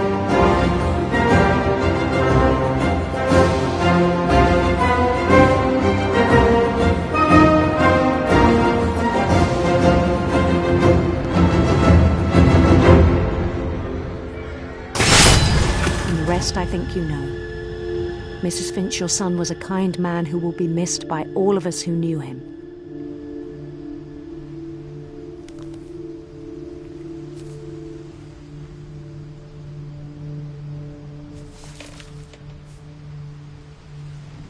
My brother was really cool.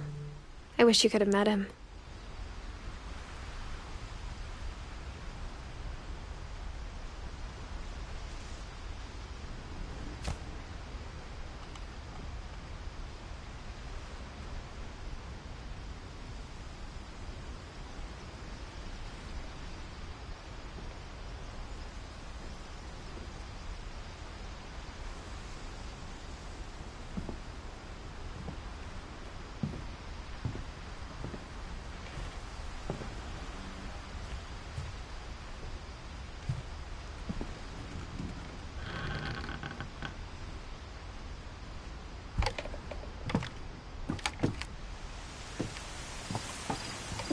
On the way back from Lewis's funeral, my mom told me to start packing.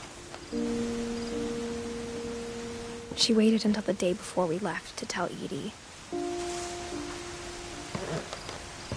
I'm not sure if she wanted to make it easier or harder.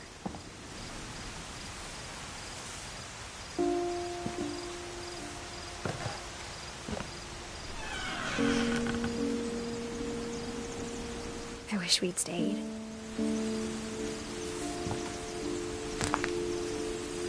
But I understand why we left.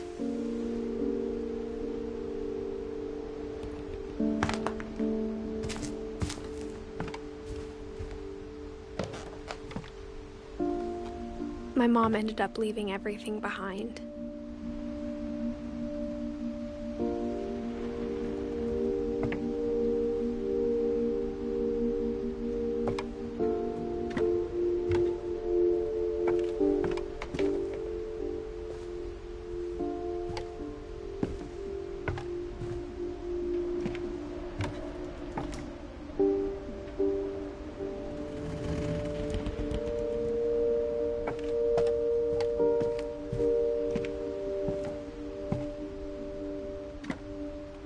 What happened that night had been coming for a long time. Maybe it should have come sooner.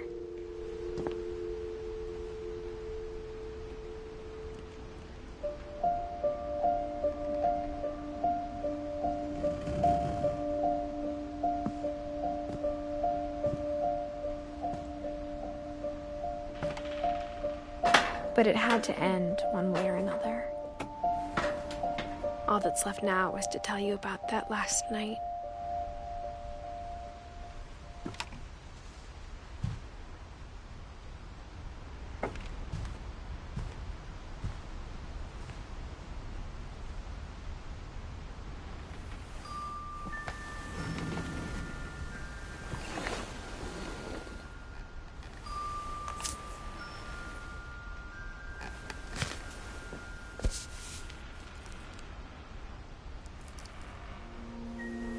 That whole last day, Edie just watched us pack and didn't say a word.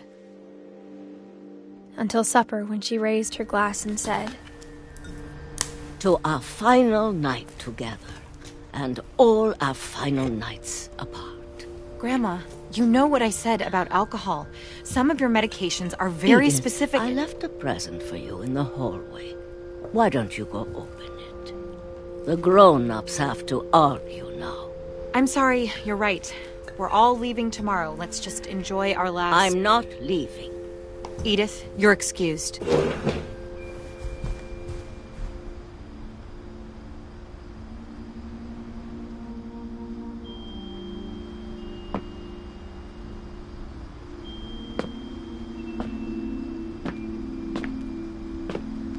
The power had been shut off that morning, but Edie always had plenty of candles. When my mom sealed the library, I don't think she knew about the other entrance.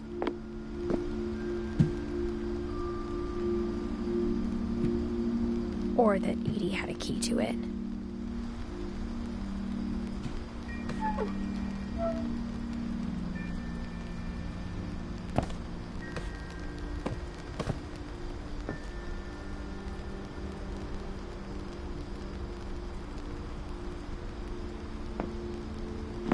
That thing you're afraid of isn't going to end when you leave the house. Edith has a right to know these stories. My children are dead because of your stories.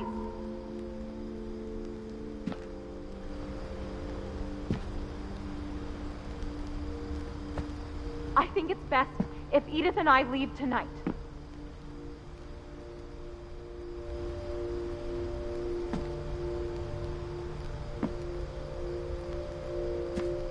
We'll have the nursing home send a van for you in the morning, okay?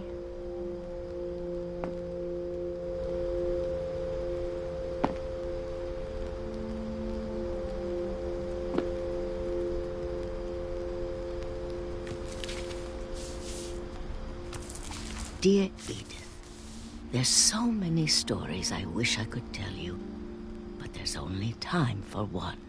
This is about what happened on the night you were born. That night, the tide went way, way out.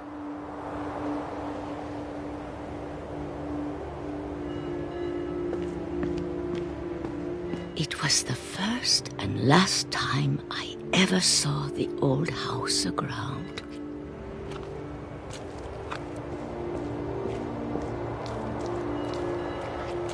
There'd been an earthquake out in the middle of the ocean. They called it the lowest tide in 1,000 years. God, it smelled awful. You know, I've seen that house every day of my life.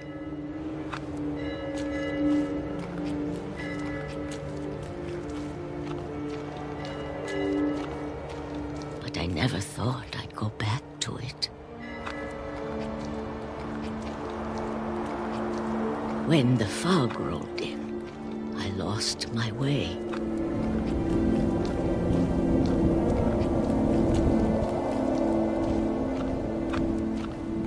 I got turned around.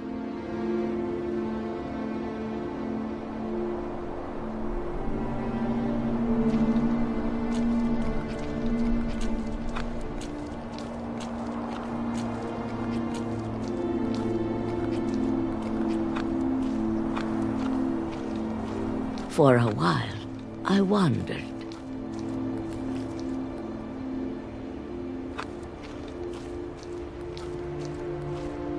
I started seeing things.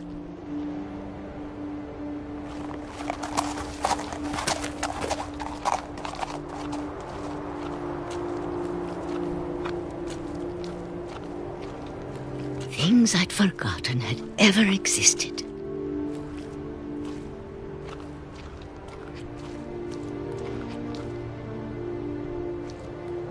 But when I saw them, they felt like old friends.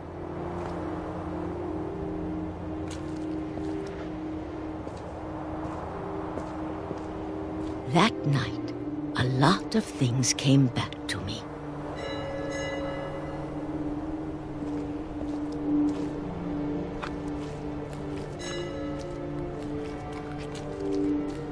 Or maybe I came back to them.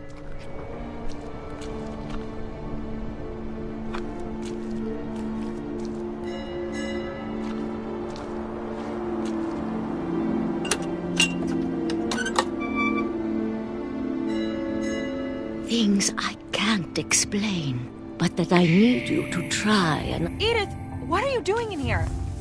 It's mine. Edith! Mom, you're gonna rip it! Let go! I kicked and screamed, but Mom dragged me to the car.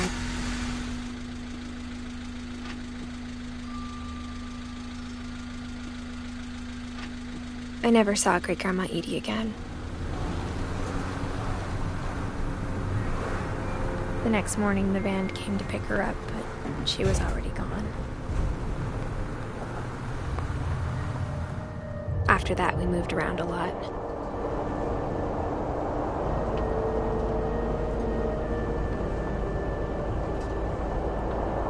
We both tried to make the best of it.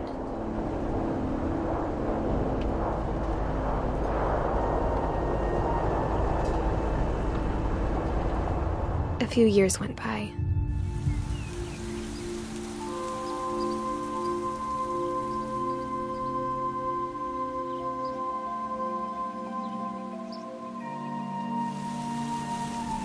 My mom didn't like to talk about it.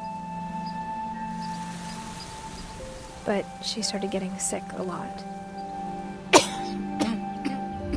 The rest happened pretty quickly.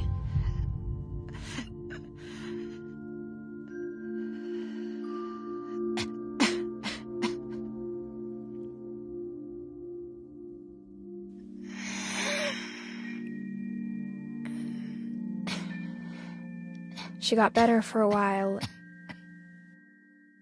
and then she didn't.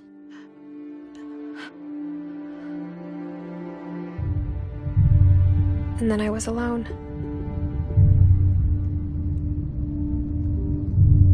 The last Finch left alive.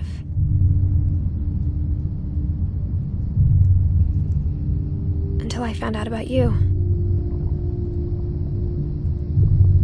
I'm still not sure what to tell you about all this. If we lived forever, maybe we'd have time to understand things. But as it is, I think the best we can do is try to open our eyes. And appreciate how strange and brief all of this is.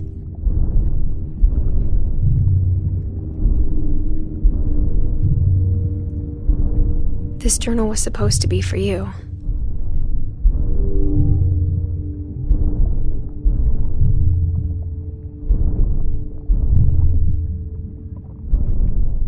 But now I hope you'll never see it.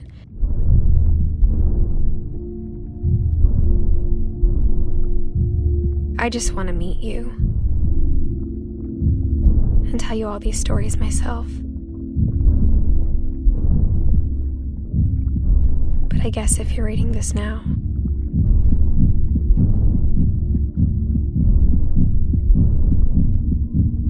things didn't work out that way.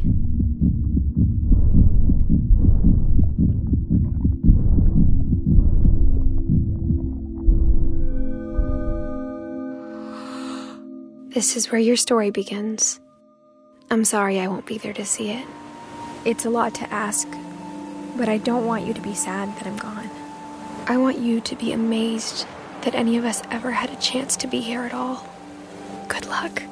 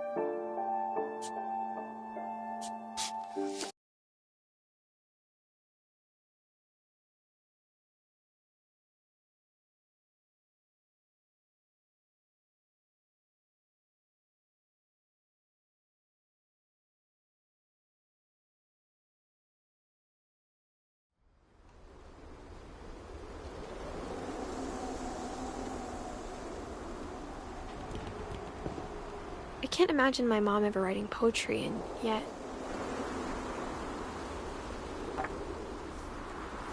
A poem for Gus, who always said the wedding was a bad idea.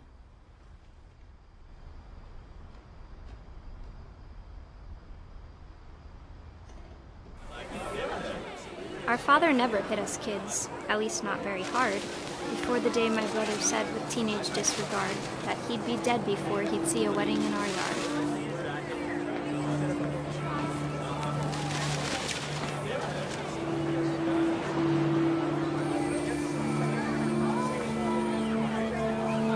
My father made him come, of course, but Gus stood far apart, just flew his kite and bottled up the storm inside his heart.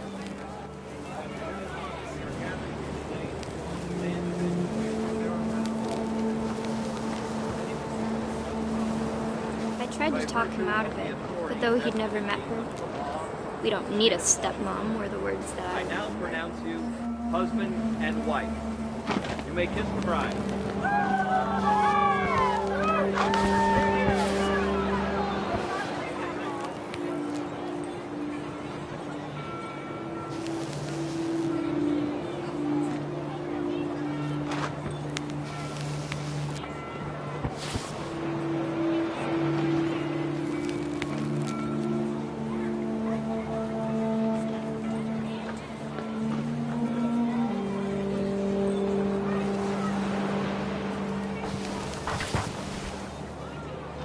When the time for photos came, Dad ordered him to come here. But Gus declined, and as a sign held up his middle finger.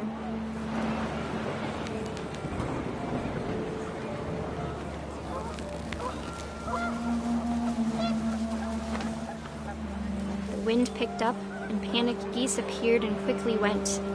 But all the humans did that day was go inside the tent.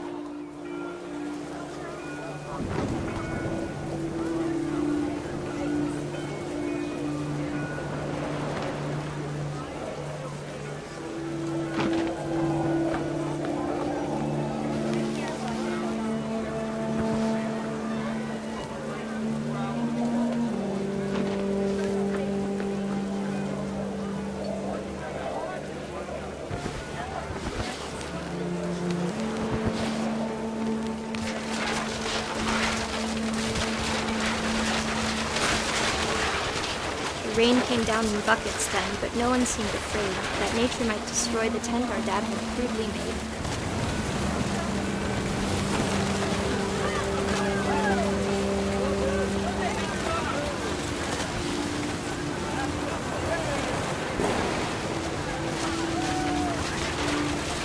The thunder sounded much too close and full of angry power, but all my father said to this was, "Make the music louder."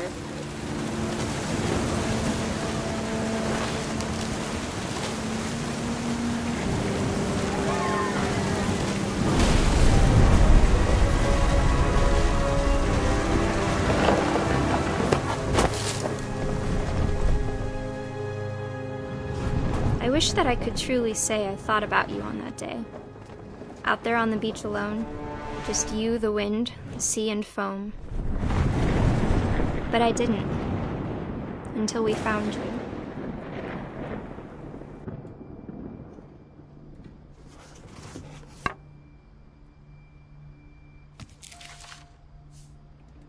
She never talked about him, but Mom told me once if I was a boy, they were going to name me Gus.